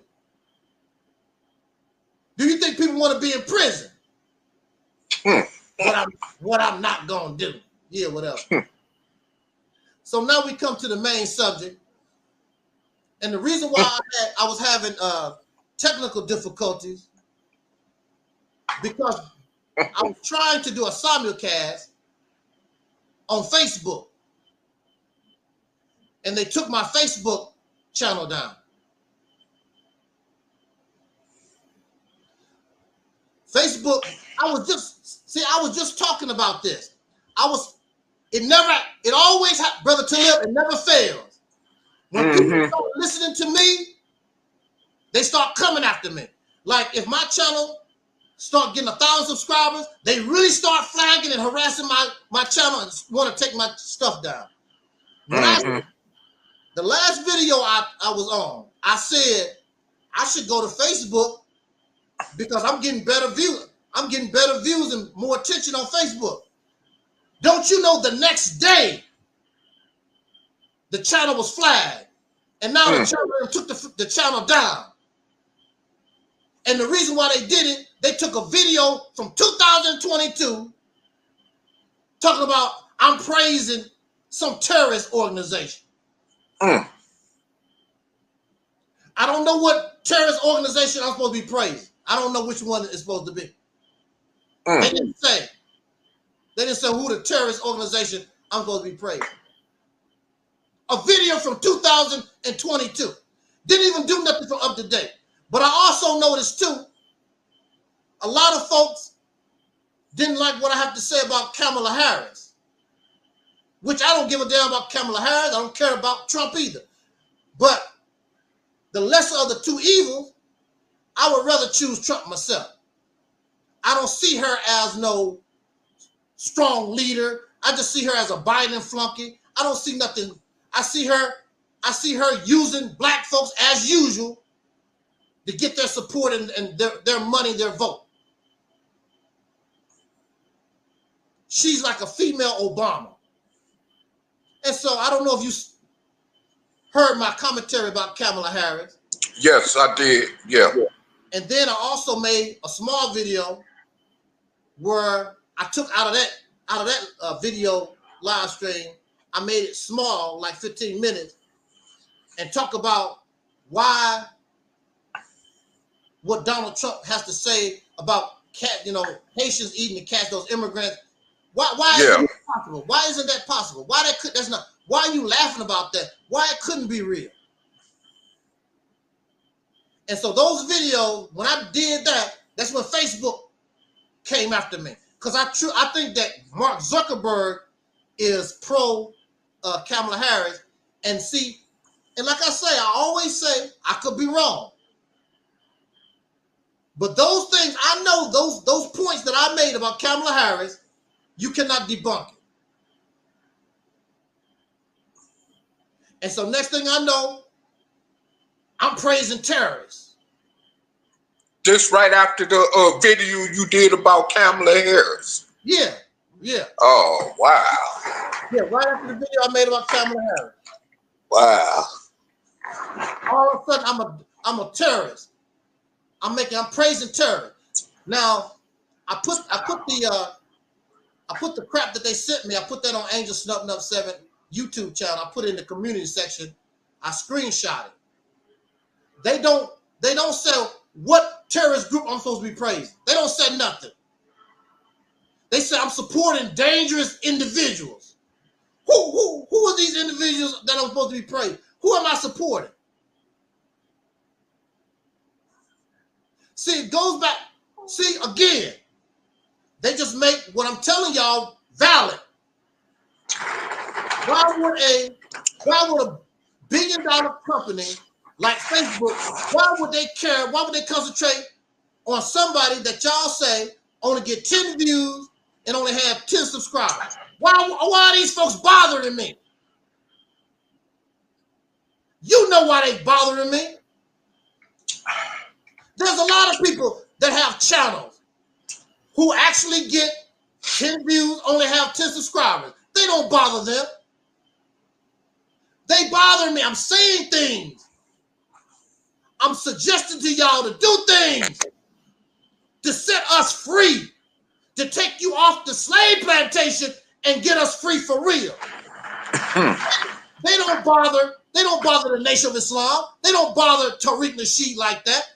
They don't bother Sanetta. They don't bother Umar Johnson. They don't do them people like us because they're not giving us what we really need to solve this problem once and for all.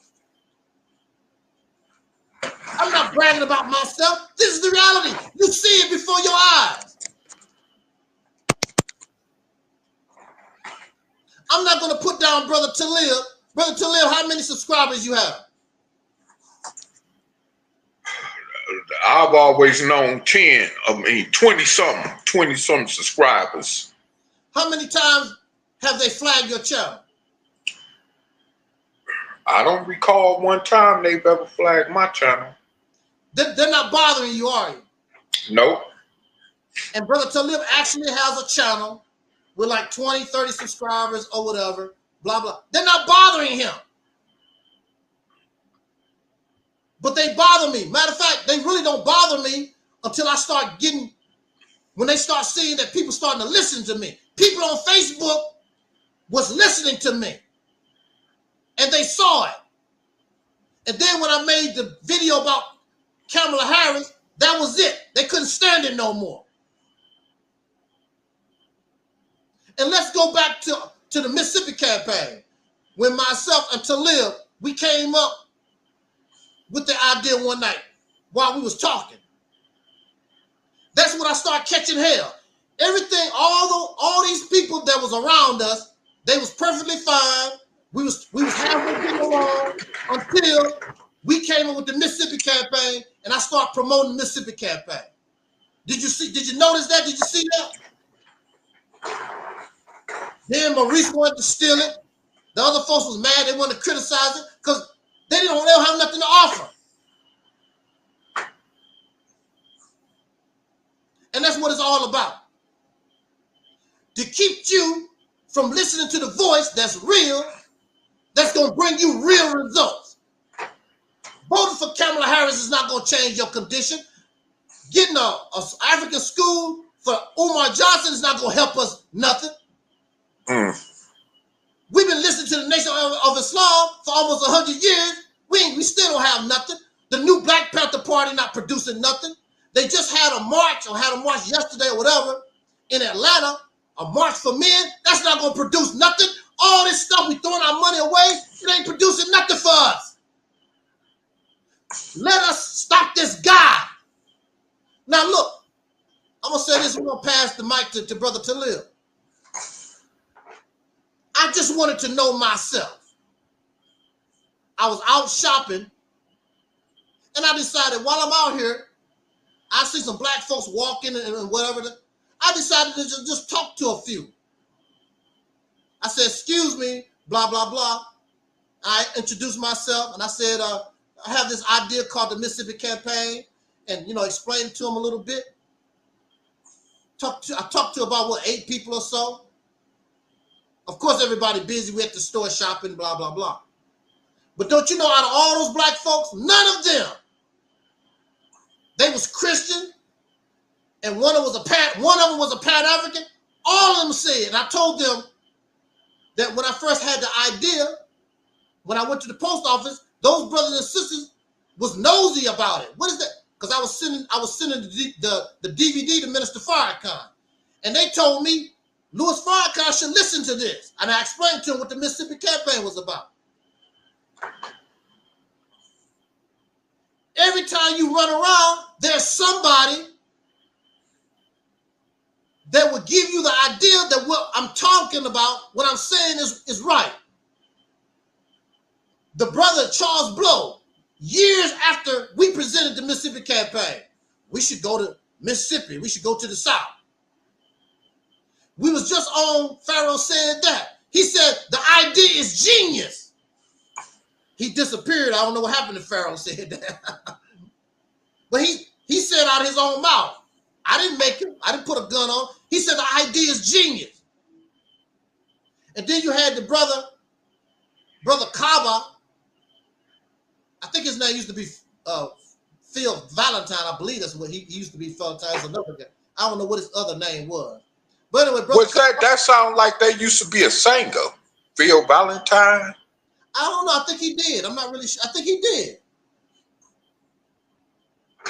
Because him and what's his name? What's his name? Pharaoh said that.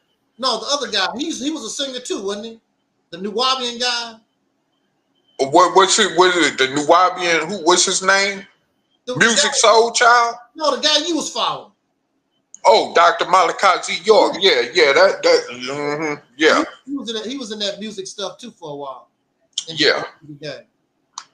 But even and I want to thank Brother Denzel for bringing that to our attention, because even he said that's what you need to do. He said, I hope before I leave this earth, I hope we can get on that level. But here I am. I'm silly. It's a pipe dream. When these people talk about that, it's all right to listen to. When Angel Snubbed Up 7 brought it in 2018, oh, that's a pipe dream. That's very great. But your elders say it can be done. You silly Negro. That's the way to go. The only thing I've done is organizing. That's the only thing I've done. Is organizing and put a name on it. That's the only thing I've done.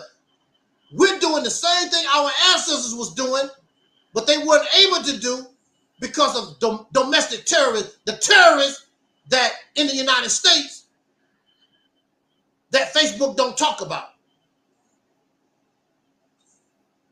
They're domestic terrorists. So that's the reason why I was having technical difficulty, because they was tearing my Facebook channel down and it froze my screen. I'm like, what the hell happened? I couldn't do nothing on my computer because they was tearing down my Facebook. I was connected to Facebook, trying to simulcast from Facebook, and they was tearing it down.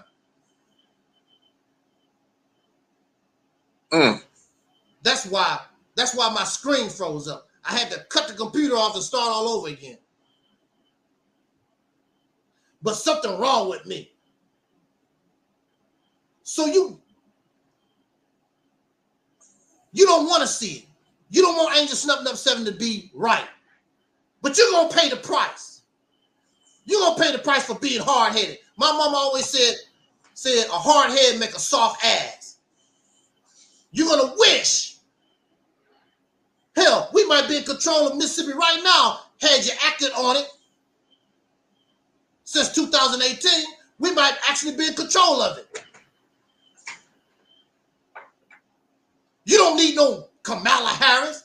You don't need no Joe Biden. You don't need no Donald Trump. All you need is yourself. But you want to continue to put your faith and your fate, your destiny in the hands of other people.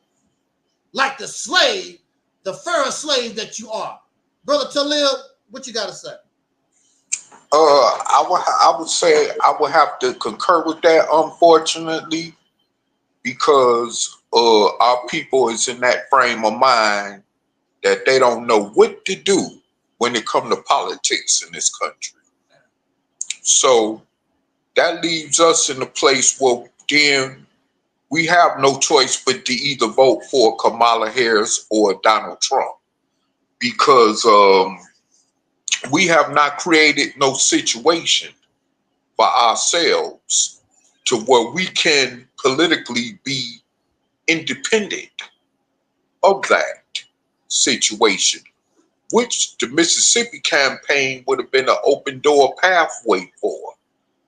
But we went to, babbling over who had the best concept of the Mississippi campaign and who didn't and all that kind of stuff. So this is where we now still find ourselves at, voting either Democrat or Republican, you see.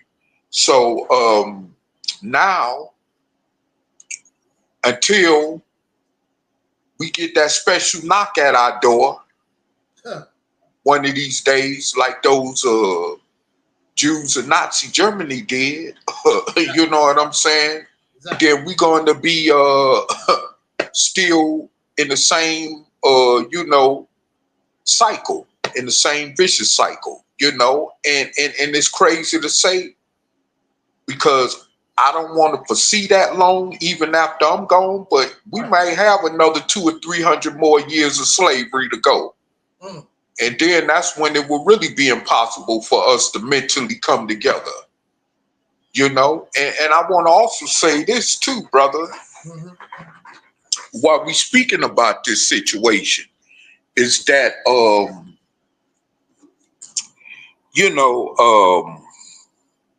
I was just thinking, man, me and a brother, I was at work recently, and me and this brother was talking about the Willie Lynch syndrome, the Willie Lynch theory.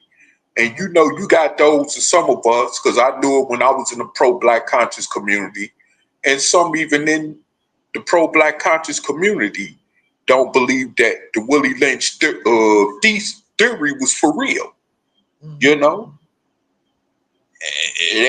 I guess they conjured up something that's made it seem like it was just made up, but historically, it was a British West Indian slave master who brought his ideal here to America. in the colony of Virginia at the time and introduced it to an American white slave master.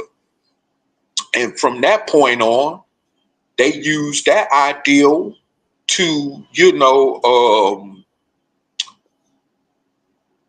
control us with. And to this day, that plan has still been working. Yeah. Now, whether he did it or not, okay, that's one thing. But we know that plan has been working since then. See, I can only act on what I see going on in front of me. I can't act on who was the orchestrator or the mastermind behind it. I can only act on what's really going on and what is said historically or what came from that. You see, because historically they said what came from that, you could see it in all aspects and areas of Melanite soul people. When it comes to the division, when it comes to the fighting, the in-house fighting, the domesticated violence, the separation amongst us as a group. You see what I'm saying? So it's like, and this is the reason why we could not get together on the Mississippi campaign ideal, because that Willie Lynch theory taught us that, oh, you better than this Negro. The woman better than the man is better than a woman. Exactly. The child is better than the adult. The young is better than the old. Etc. You see what I'm saying? Oh, so now you can't tell me nothing. Right. You see what I'm saying? Or you sound crazy, demented, stupid. You don't know what you're talking about. But the proof in the pudding is sitting right there in front of you. Exactly. You see what I'm saying? But you can't comprehend it because you see somebody who look like you that you got that much deep-seated hatred, self-hatred for, that you don't want to accept it. But if it's coming from a Caucasian or anybody else, then you would accept it. Like, what's his name? Master Fard Muhammad, this mythical guy from Saudi Arabia. Or, you know what I'm saying? So, I mean, it's like, if it's coming from some type of foreigner or something like that, you can accept that. Right. You see? But you can't accept when someone that looks like you can't accept it coming from them because you don't trust their thesis. You don't trust their ideal or what's put behind the ideal because that person look like you. As far as you know, they could be an implant, a government informant, a government provocateur, or some bull crap that they try to use as an excuse to not want to accept something that may be for the best interests of the whole coming from someone that look like us. So they use these different tactics, which they learned from the Willie Lynch theory coming from a white man. You see, because like you said earlier, everything about us is them. It's them, right. Even within our darker complexion tone skin, everything about us is them. We are a created product of them, you see. So now it's gotten to so much to the point, going back to the Willie Lynch theory, I heard a brother. He has a video channel. I forgot his name. But anyway, I didn't subscribe to it enough. But he had a few videos. And one of them videos was where he was talking about the no snitching policy going on in the melanated so-called community, you know, and he was talking about that, and he was, you know, defining certain things about what the original aspect of that word really was before this generation came along and started twisting it up, you know, and stuff like that. But we're so divided now, and because there's so much going on with so melanated people, when it comes to the police, don't nobody want to trust the police. And it is some legitimate reasons for that, but still, so you still gonna just lay back and let your elderly get victimized? You gonna lay back and let your women get victimized, your children get victimized? You know, you gonna let gangs just keep controlling our the places that we call our communities? You gonna keep letting the drug dealers come in and continue on controlling our communities? You know what I'm saying? So what purpose, like he basically was saying in one of them videos, is that we are headed to extermination, you know, because he did have a video about that. But, you know, and see, that thing is where Willie Lynchism is definitely at work. And like I said, whether people agree with that theory or not, yes, we could see it all across the board that the plan as it was historically told is exactly working in that manner as the story goes. So you know, we have to understand and realize that we are in a definitely you know, precarious situation.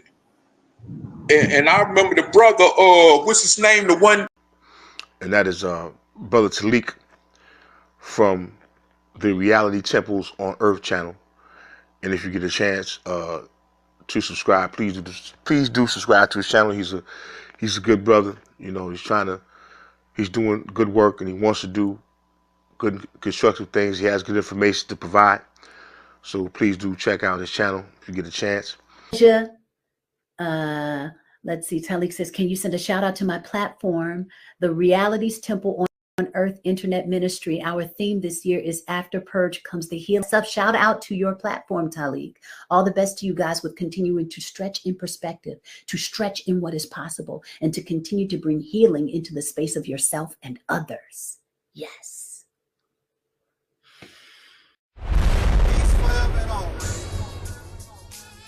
My black people, it's all about the unity. There's nothing they can do with us, so ain't nobody moving me. Like that the king, we make it plain and simple. Bringing knowledge and fire at Reality's temple. Reality's temple. My black people, it's all about the unity. There's nothing they can do with us, so ain't nobody moving me. Like that the king, we make it plain and simple. Bringing knowledge and fire.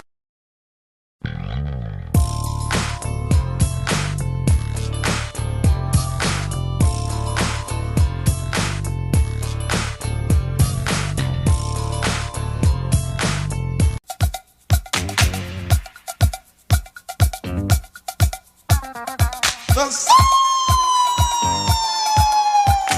train. I'm here to tell you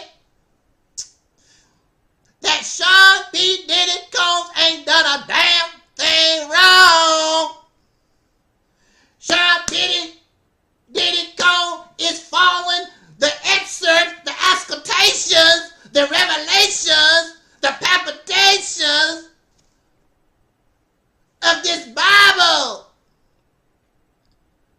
Sean Diddy Combs is pure and holy and righteous. He's our friend. I'm going to show you by the book of the Lord, dear. There's no law above God. There's no book beyond this book here.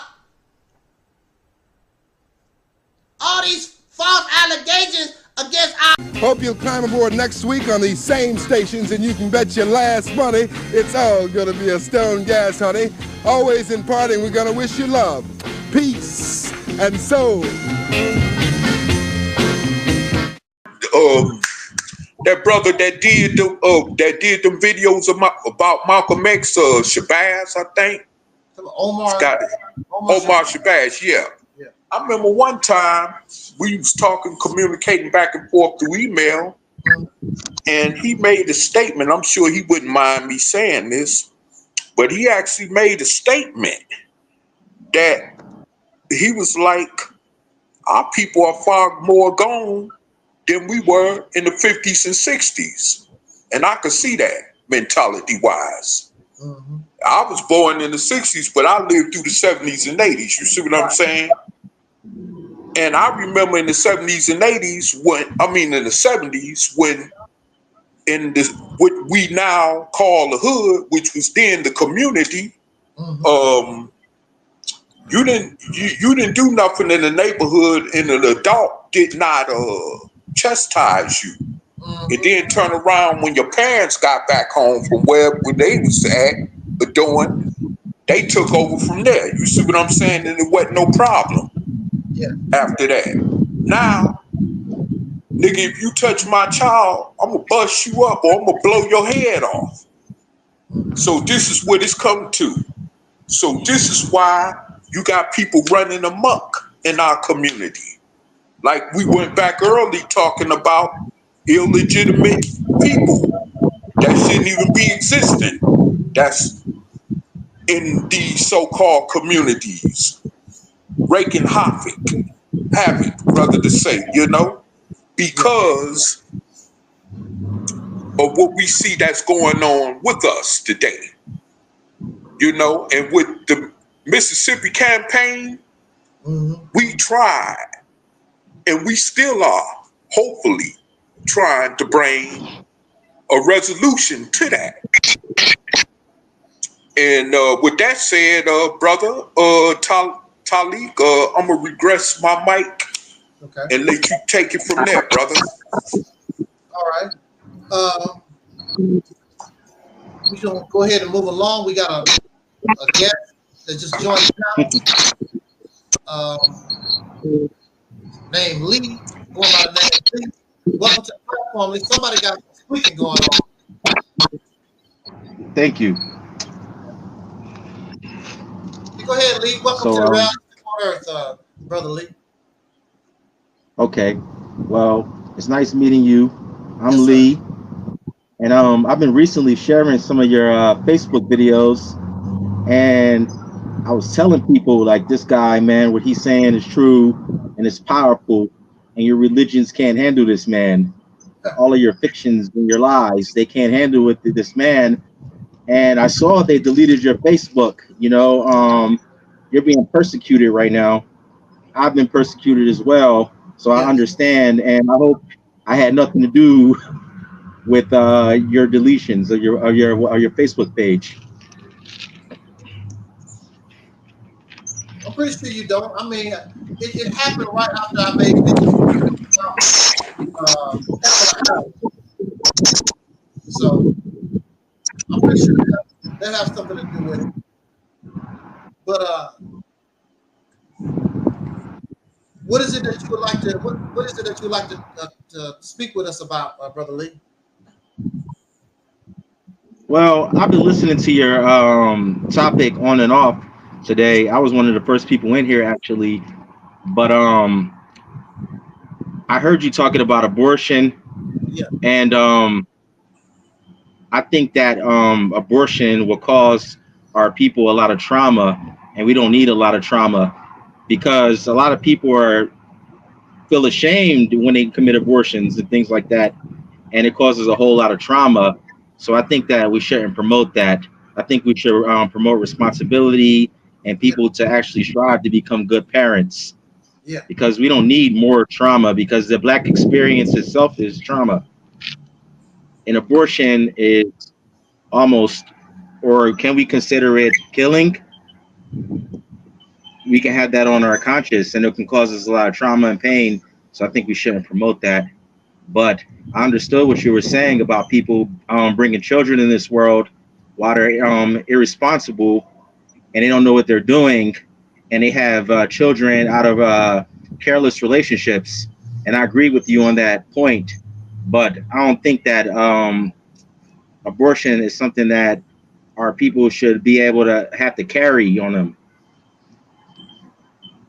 Well, I have to say this: the ones that actually,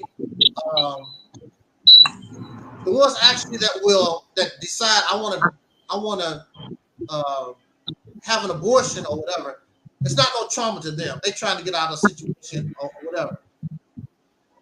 My question is to those who are anti-abortion. Okay, let's do it your way. You live in a country where irresponsible behavior, sexual behavior is acceptable. So you're going to constantly have this influx of unwanted children. Now, so what you going to do? Are you going to adopt them? Are you going to foster care them? What you going to do with them? Since you don't want them aborted, oh, that's God's life. God ain't going to take care of it. I ain't seen God bring no check to nobody. Do nothing to nobody like that. God's not going to give you no check. So, like I have relatives.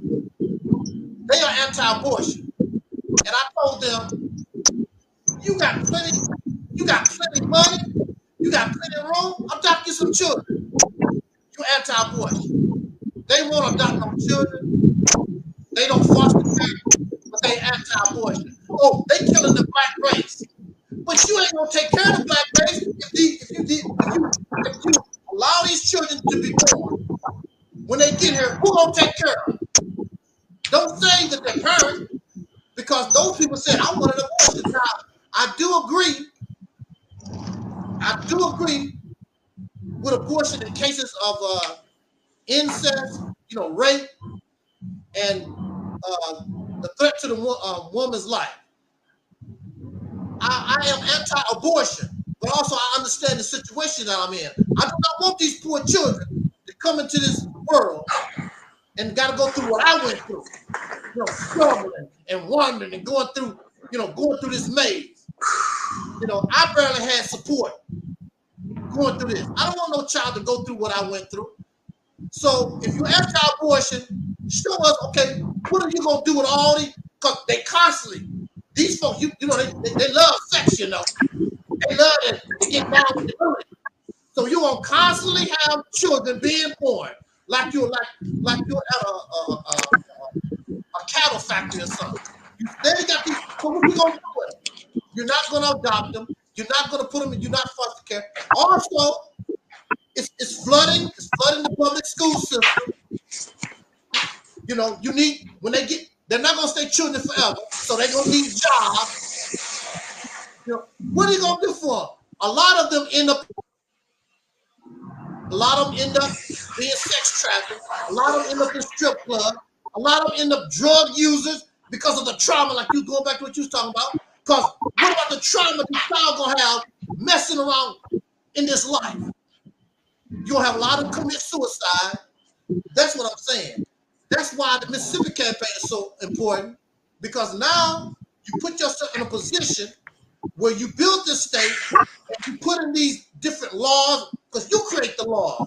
You're going to put yourself in a position, create the laws that start turning this behavior so people can be responsible. You want to have out of wedlock children, you want to practice irresponsible behavior, don't come to Mississippi, because we're going to be hard on you. So keep your ass out. And so those who are here, we got this boat under control. We got this boat under control. But as long as you live in this society, they allow all that. They allow all that. They don't care. So that's a consequence. That's a consequence of fornication. That's a consequence of adultery. That's a consequence of people being able to do. Look, Brother Lee, even in some primitive tribes, a man can't lay down with a woman unless he go through manhood training. This is primitive. This is primitive society. If you can't get through manhood training, prove, most primitive tribes, you got to prove as a man that you can take care of your woman and your children. You got to prove that you can defend your tribe. Those are the two things you better learn. If you can't if you can't defend your tribe, they see that you can't support a wife and children, you don't get no poo-tang. It's simple as that. And if they see you do it, you get your ass whooped, they will kill you.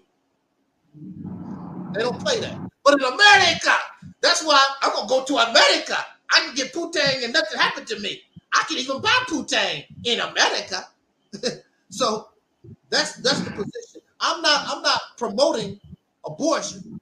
And then this is another thing we have to understand, Brother Lee. We live on a planet with 8 billion people on the planet. And there's a false sense that for some reason the earth can handle everybody. That's a lie. The resources is low. Look, they don't talk about it, but you can do your research and get the information. You'll find out that there's a fresh water crisis. We can't drink salt water. There's a fresh water crisis. Matter of fact, even in Georgia, a few years ago, remember they was fighting over water. A few years ago in Atlanta, the Atlanta area, because of this drought, they was fighting over water. Everybody was cutting, you can't go over there. That's my line. Then, of course, it rained and saved them. What if it don't happen one day? Because, see, these people are students of Egyptian history. They are students of African history, but they're not students of American history. America is overdue for the big drought. It's overdue. Because if you study American history, that's what the first settlers had to deal with. They had to deal with some harsh conditions. And it's about that time for it to happen. In California, they waiting on the big one, the big earthquake. There's a lot of stuff waiting in the background. These folks ain't ready for it. They don't talk about it because they're comfortable right now. But you got a lot of stuff waiting to get you right around the corner. So why have all these children? See, this is the thing about animals, like an elephant. Elephants don't concentrate on quantity. They concentrate on quality of their babies. They put a lot of energy into their babies. Now, feeder animals, they don't do that because they're going to probably end up somebody's meal. So we're going to have a lot of babies because they know they're going to get ate up or whatever. So they don't care about quality control. They don't care about it like that. So if that's your strategy, I understand why you want to have all these babies because a lot of them going to get ate up. And is that our strategy, just to have all these babies because and some will survive to keep the race going? Is that our strategy too? Me, myself, I will concentrate on quality. But we got a lot of human beings, just like myself and Brother Taalik was talking about earlier. We have a lot of human beings not serving no purpose. The only reason why you're here is because of vanity. Oh, that's my son. That's my daughter. Yeah, your son is in jail and your daughter's so what? And you are damn drunk. Somebody should have bought your ass. That's what we deal with. We need to deal with quality. There's a lot of people that shouldn't be even allowed. They should not be allowed to do. So why don't we sterilize? Sterilize. They prove that they're not parents. You see that they're not going to do right. Okay, you got to have a vasectomy. You got to have your tube tied. The state will pay for that. We don't have to worry about you reproducing them. You got one, shouldn't have that. Because you're not going to do right. Look, Brother Lee, I got people in my family. Oh, wow. Brother Lee, I have people in my family. In my presence, they told the child, I don't like children. They told the children, I don't like children. So I asked them, why you have children? Have children. Why do you want to have children and don't like children? Brother Lee, I don't have children. So since I don't have children, I can talk. I can say, take your children, they can visit, they can go home. I can say I don't like children because I don't have any children. I can talk like that. How you gonna be a parent and bring children to the world and then you turn around, I don't like to hear babies cry. I don't even like children. You got 10 of them. Okay? You don't like babies. Yes, sir. This has to stop. So you got this woman and this man because she couldn't have a baby by herself. You got men and women producing these babies, and it goes to the tax. Here I am. I'm a single person. I don't have any children, but I'm a taxpayer. I'm paying for foster care. I'm paying for the public school system. I don't have no children. I'm paying for your children that you don't want. See what I'm saying? And then I'm a single person. They give people with children all these tax credits and stuff. They don't give me nothing. They don't give me nothing. So when it comes to abortion, to me, it's a blessing to that child not to come here and have to go through all this madness. That's what I'm saying. I'm not saying that we support it. We got to find out. We shouldn't even have to make that decision. See what I'm saying? But we're not in that environment. We're not in that environment. We shouldn't even have to make that decision. It's sad that we have to determine whether this Pope baby coming to is this. That should be a happy time for us. At one time, that was a happy time for us. Now we make the decision. And if the baby do get here, we still don't like it. You know, that was a happy time at one time for people on the planet. You know, when children come here. That's a blessing. We got a blessing no more. It's a curse to the poor baby, and it's a burden to the people because they don't want the baby to begin with. See what I'm saying? That's what I'm talking about. Yes, I could admit that people. I can admit that people do have children recklessly, you know, but I don't think abortion is a good solution for people like us. We're already damaged. We already have a lot of bad laws and a bad system placed on us that we were born into. And abortion is like, it could turn into an excuse for people. Like you have women who've had 5 abortions and things like that. So some people react to it differently. They may have reckless sex and have 5, 6, 7 abortions, and they just won't stop. And there's nobody to stop them.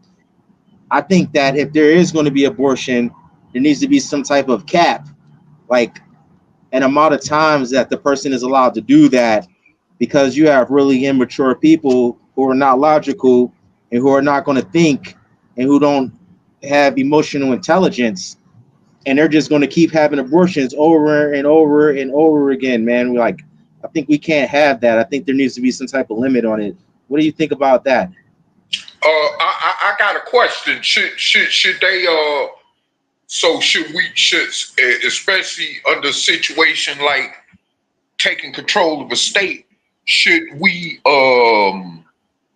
have laws put in place to make sure that if they do this more than many times they can have abortions, as you're pointing out, then should we criminalize them for that?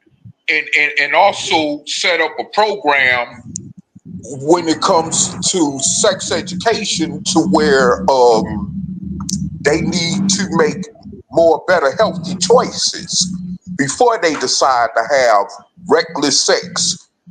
You see, because if we ain't gonna have abortion put in place, we have to put something tangibly in place to end this madness. And that's just straight up.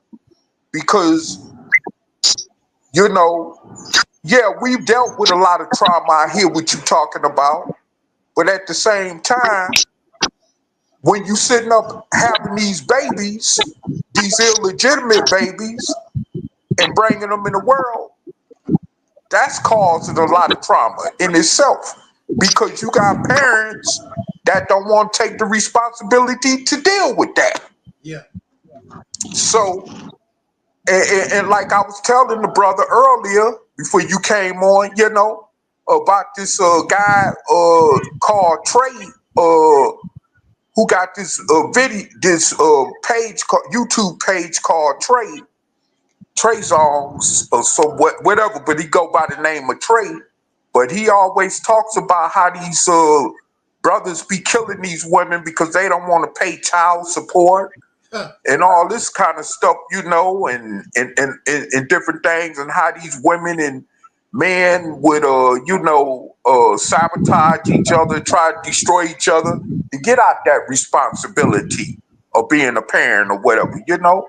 And see, if we have a system put in where it would mandate our people to attend these certain programs to get them in line, and to also get them in line to understand that there are laws and consequences for even having regular sex. Now, I know people going to say, well, you can't tell nobody how to have sex and when to have sex. Okay, how about this? It was a time when China limited how much sex you had. The country of China. It was one time, and if you went over that, we know what some of us who know about China know, they laws definitely ain't nothing like the United States laws, and people gonna get the business, you know, if they break them certain type of laws. and I ain't talking about putting nobody in prison or putting nobody on trial or sending and convicting them by a 12 jury. Some of them countries like that, they just go ahead and deal with you, have a public execution, and that'll be the end of that show, you know. But I mean, it's like the thing about it is that we got to have something under that. What I was just saying, as far as controlling the state, we would have to have a situation put in place to where we could combat abortion, and where we don't have to combat this reckless sex that our people is having, because it's off the charts right now. Yeah. And yes, I don't believe in no another man or woman telling somebody else how to control their sex life. I don't. Yeah. I get that. Okay, but we got to put some order, specifically for us as melanated soul people. We got to put some order down. You know, that's why they got laws in society for a reason. You see what I'm saying? I'm not agreeing with all the laws they got, but that's why they got certain laws for a reason. And we got to put some order down. Yeah. It has to be. Because people will run amok. And then they would use that, oh, well, it's natural for a man to have woman and man to have sex, and you can't really do nothing about it. Well, how about this? It's natural for people to kill other people, right? In one way or another, right? Or take a life. But when you get caught, your ass get a life sentence or the death penalty. You see what I'm saying? So that same aspect of looking at it could apply to this situation with sex and how we are bringing so many illegitimate human beings into this world. It has to be a law put in place, and that way we balance out the situation without having so many abortions like the brother was talking about. And that will balance it out to where now it's less trauma taking place, and it's more order. We need more order because we out of order. Just look at our neighborhoods around the country. That'll spell it out clearly right there, just by itself. But yeah, I didn't want to ramble on, but I just wanted to point that out. Yeah. Also, thank you, brother. Yes, sir. Brother Taalik. Yes, sir. Also, I have a concern too, because when we talk about abortion, women do not have babies alone. She cannot have an abortion. Some man is involved. So we can't just put all the pressure on a woman. There has to be some kind of consequence there has to be some type of again consequence for the men that do that. Because see, I don't have any children because I took responsibility for myself. And as a child, when I was a child, I said I'm not going to have any children. I was a child. I didn't even know what sex was. But when I was a child, I said I'm not going to have no children. And so far, I've been able to do that. I don't want to bring no children here. Okay, so no woman, nobody can tell me nothing because I took responsibility for myself. So since you want to have pleasure, then if you want to have pleasure, you want to have fun, then you have to accept responsibility for the whole thing. So if you cause a woman to have to, if you cause a woman to have to make the decision to have an abortion, then how come you're not talking about that man? I want to ask Lee, what do you do to the man? She cannot have a baby by herself.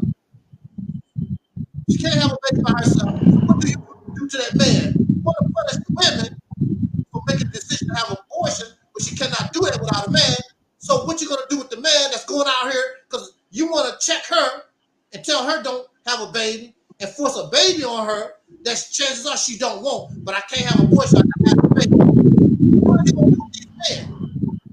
Because look, a woman can only have a baby, one baby every 9 months. This cat can run around here and impregnate a woman every day, every few minutes. He's the problem. He's the problem. So if you allow him to do that, he's causing the whole gang of abortions, right? But if you stop him, you don't have to worry about that. Because he's really the main problem. He needs to serve the consequence. You don't have to worry about the women. They can only have one baby every 9 months. So what do you suggest what we're gonna do with these men?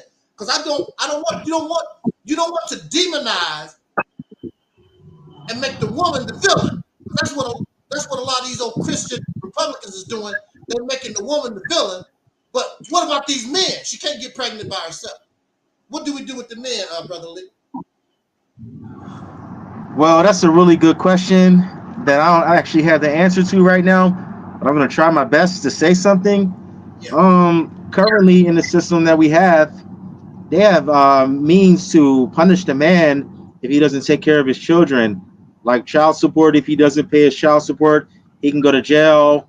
They have family court and all types of things to make the man comply. And if he doesn't comply, there are repercussions which are harmful to the man. He can end up in prison for not taking care of his kids. So there are already laws in place to make the man act as a father. But if a man and a woman are together and they were having sex with each other and it was consensual and she agreed, I think that she should talk to the man about having an abortion, because if it's really his kid, in a lot of cases it's not really his kid. That's how far we've gone in this, okay? But if it really is his kid, I think he has a say and it should be discussed. And if he's going to abort the kid without no input from this man, I think this man should be able to sue her. I'm a person who has kids, so, my heart kind of feels for these people because I'm in the same situation as a lot of them. I've had children with people that I don't love, and things like that, but I still love my kids. Like, I don't care. That was that, but these kids are still important to me, and these kids still have my heart. And if something would happen to them, I would still be heartbroken about it. So I think that it needs to be new laws in place. The current child support, family court system doesn't work. The whole system is flawed. This is the land of our captivity. It's all flawed. That's why I like when you talk about us having our own place and starting over. We can look at all of the kinks and the wrongs and we can correct them. But we're not in the position right now to correct all of these things. So we're dealing with dysfunction on top of dysfunction. And we're never going to be able to get it right with this current system that we're in. Exactly. And that's what I feel. I don't really want to blame. I don't want to put it on the woman, like you said, But I also don't want women thinking, okay, just because I'm able to have abortions, I should go have these.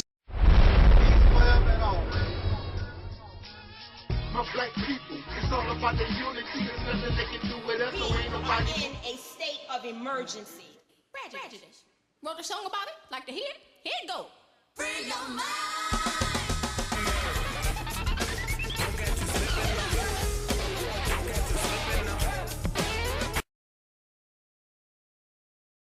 Keep it real. What, dear? Cause I keeps it real like that. I keeps it real.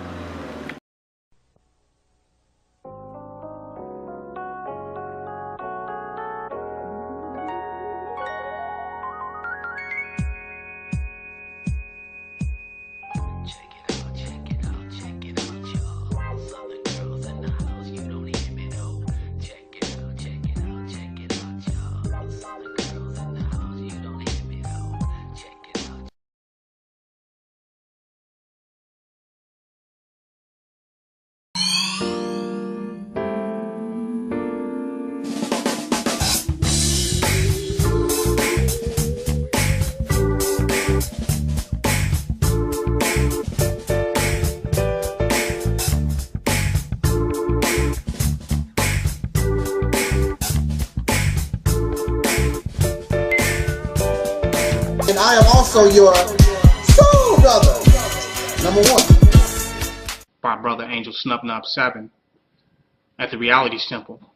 And to give props to him, because I listened to all of Angel Snubnub 7's videos, I think that he comes from a different angle. And there's a powerful message in a lot of the videos that he put out, and I try to catch all of them. I look at him as a free thinker and a person that's willing to challenge those of which he don't agree with, or which he may think differently from, and I really respect him for that. He's challenged KNBS, and he has also challenged the black supremacy movement as well. And I have nothing against that, because that which cannot be challenged cannot stand and will not stand, and will not survive the test of time. How many challenges we can withstand will determine how long we will be able to stand.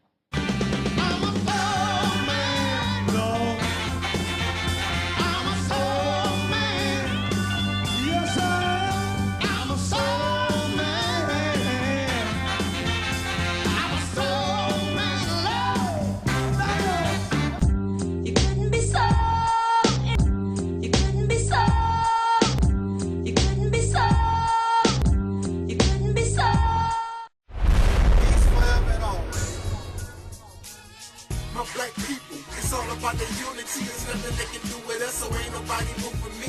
Like that the king, we make it plain and simple. Bringing knowledge and fire at reality's temple. Reality's temple. My black people, it's all about the unity. There's nothing they can do with us, so ain't nobody move for me.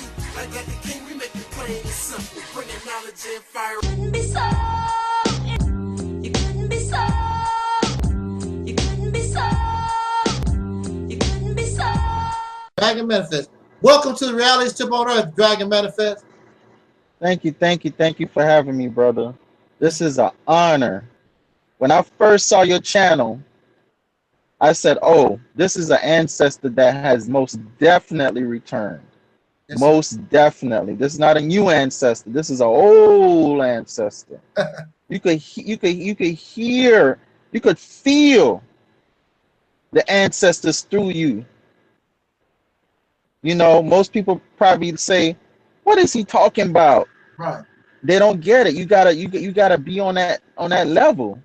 If you say that I'm divine and I'm a prophet, where the hell did your ass go to? Why aren't you heeding the call? Since I'm a prophet, since I'm divine. Some people, excuse the language, some people just like talking out their ass. Some people just like talking out their ass. Some people just like talking out their ass. Some people just like talking out their ass.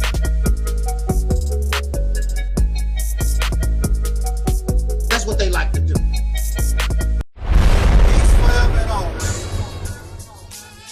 My black people, it's all about the unity. There's nothing they can do with us, so ain't nobody moving. It needs to be new laws in place. The current child support, family court system doesn't work.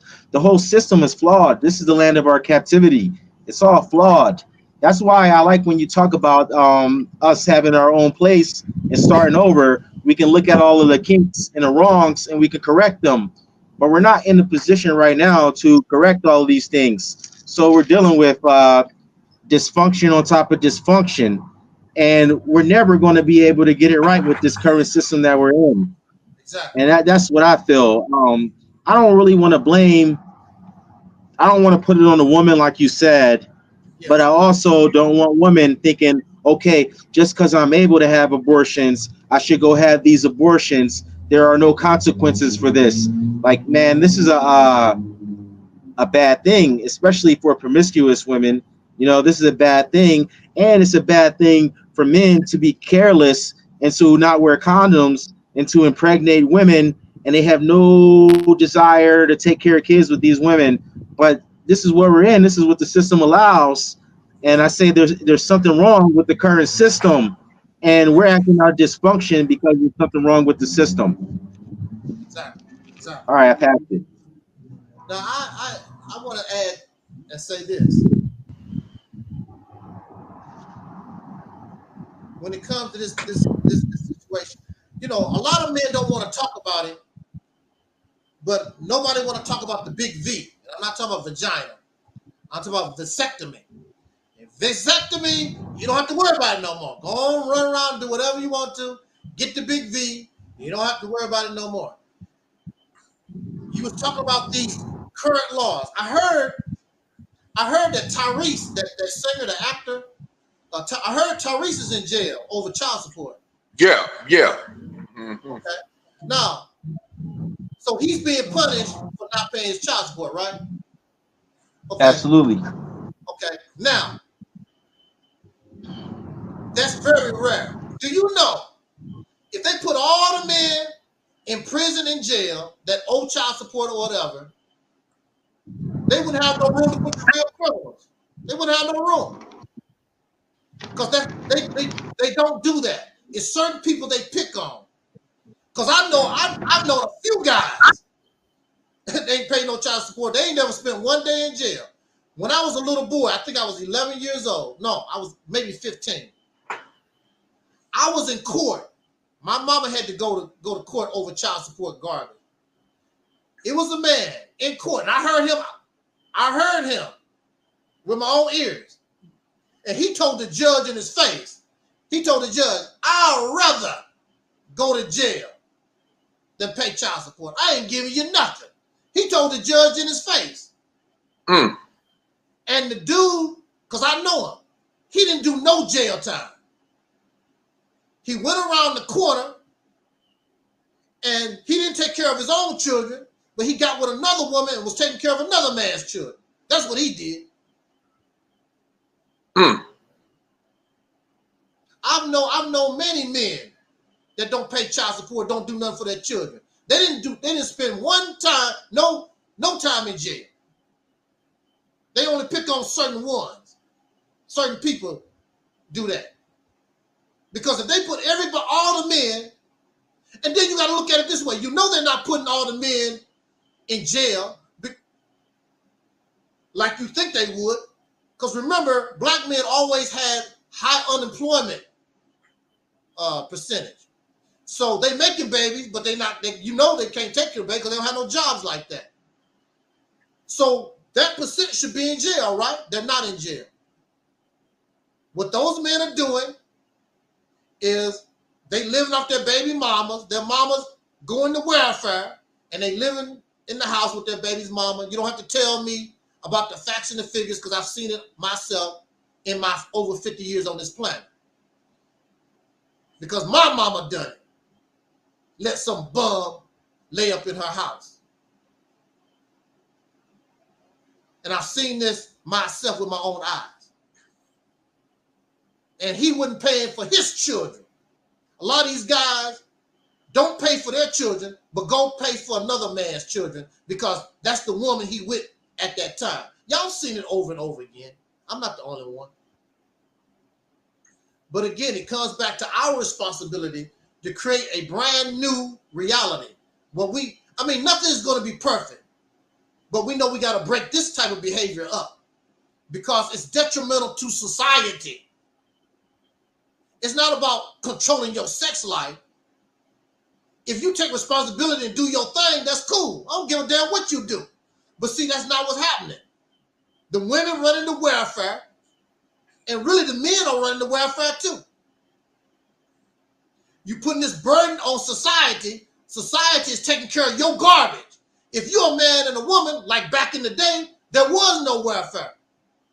My grandfather and grandmama had 11 children. There was no EBT card. There was no welfare. They raised all their 11 children. So they took care of their business. But see, this generation, and it's really not their fault because it's set up that way. It's set up that way. It's not their fault. But this got to come to an end because you really doing that person a disservice. And it's a burden on society itself. Nothing good is going to come out of it. And many of these children are going to end up in prison. They're going to end up drug addicts. And you know the list goes on and on. They're not going to be what they call citizens that actually add to the society. They're going to be the ones that take away from society. And we don't want to do that. That's why I was talking to Brother Lee earlier. It's about producing quality human beings instead of the quantity. Oh, I want black people, 5 trillion people, but they all stupid. Here we are living in America, and you have 45 million of them are functionally illiterate that they know of. I personally think that there's more than 45 million functional illiterates in this country. Because if they wasn't functionally illiterate, how could you have this drug problem? We have a serious drug problem in this country. This is what functionally illiterate people do. The only thing functionally illiterate people know how to do is go to the movies, screw, and get drunk. That's what functionally illiterate people do. That's all they know how to do. They don't add nothing to society. They have no skills. They don't do nothing. They're just a burden. Now Lee probably knows this too because we all run in the same circles. The white man suggests that we need to kill off about, I don't know how many. Not their people, of course. They got to be black. You know? That's his solution to the problem. We need to kill off some human beings. That's his solution. Something's got to give. Look, in nature, what happens is, and I talked about this on my channel, in nature, you have the great die-off. Whenever any animal gets to a place where there's too many and don't have enough resources, nature, they just die off. And the population goes back to where it needs to be. I'm telling you right now, 8 billion people on this planet, whether the white man do something or not, you're going to experience the great die-off. There's too many people on this planet, and you don't have the resources. Every baby that's born that you want to save, gotta have a job, gonna eat, gotta drink water, go take a dump. People don't even think about this, Brother Lee. You might have heard me say this. You got 8 billion people on the planet, right? All of them is taking a dump. Where's all that doo-doo going? You got 8 people taking a dump, and they say, Brother Khalil, they say you're supposed to take a dump, what, 3 times a day, 2 times a day? Where's all that doo-doo going? Right. We don't think about that. Where's it going? Only thing we know is we take a dump, we take out the trash. We don't care where the trash is going. We don't care where the doo-doo going. We got to take a leak. Where's all that urine? Where's all that urine and feces? Where's this stuff going to? Mm-hmm. And then the electrical garbage. We know a lot of plastic is in the ocean. They catching fish, and plastic is actually in the flesh of the fish. Because it's microscopic. So a lot of fish, a lot of things that we eat and come out the ocean, it's got plastic in it. We don't think about these things because we love computers, we love the iPhone. You throw your iPhone away. Where's all this electronic garbage? And then you got to understand too that all these electrical things have a certain amount of poisonous chemicals like arsenic. So you throwing this out, you putting this arsenic into the environment. Yeah. We don't think about these different things. I just want to know, Brother Lee, where the doo-doo going? Hopefully to the sewer. Hopefully the sewer. It goes to the sewer, but it goes where? It's got to go somewhere. See, nature, in the natural life, nature found a way, nature found a way to deal with all these things. But it's too many people, but even nature can't handle it when it's too many animals in one spot. If it's too many animals in one spot like deer, you be like, damn, this thing like that, because you just done ran up on a deer dumping ground, nature can't even handle it. So we don't think about stuff like that. We just think about we enjoy our lives, the doo-doo and the piss go down the toilet, and we throw away our iPhone, and people throw trash in the street and paper and blah blah. Plastic lasts thousands of years before it get broke down. We don't think about these things. So, that's the importance of the Mississippi campaign. You're gonna have to change things. You're gonna have to. We are in a position so we can change the world. This is the new way, and this is how it needs to be done. We can be the catalyst. We can be the people that take the human being to the heaven that the Quran and the Bible talks about. If we are in our right state of mind. But we're not in our right state of mind. We still think like the oppressor. We still think like them. And you see the world that they have built. And we have to do it. So Facebook, you're a damn fool. You're an idiot. Because what we're bringing actually helps everybody, all human beings. I was listening to a joke, and we're going to get out of here. I was listening to a joke by that comedian, what's his name? George Carlin. And he was making a joke about how they only assassinate people that want to do good to the world. That's the main people they want to assassinate. Folks that want to try to make the world better. Malcolm, Dr. King, even the Kennedy boys was trying to do a little something. Anybody that try to do a little good, try to make peace, you get a bullet to the brain, Dr. King. Mm-hmm. And see, that's what they do to us.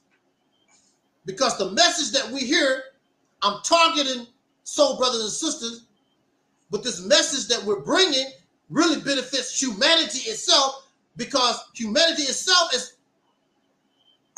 like the Quran said, you are on the wrong path.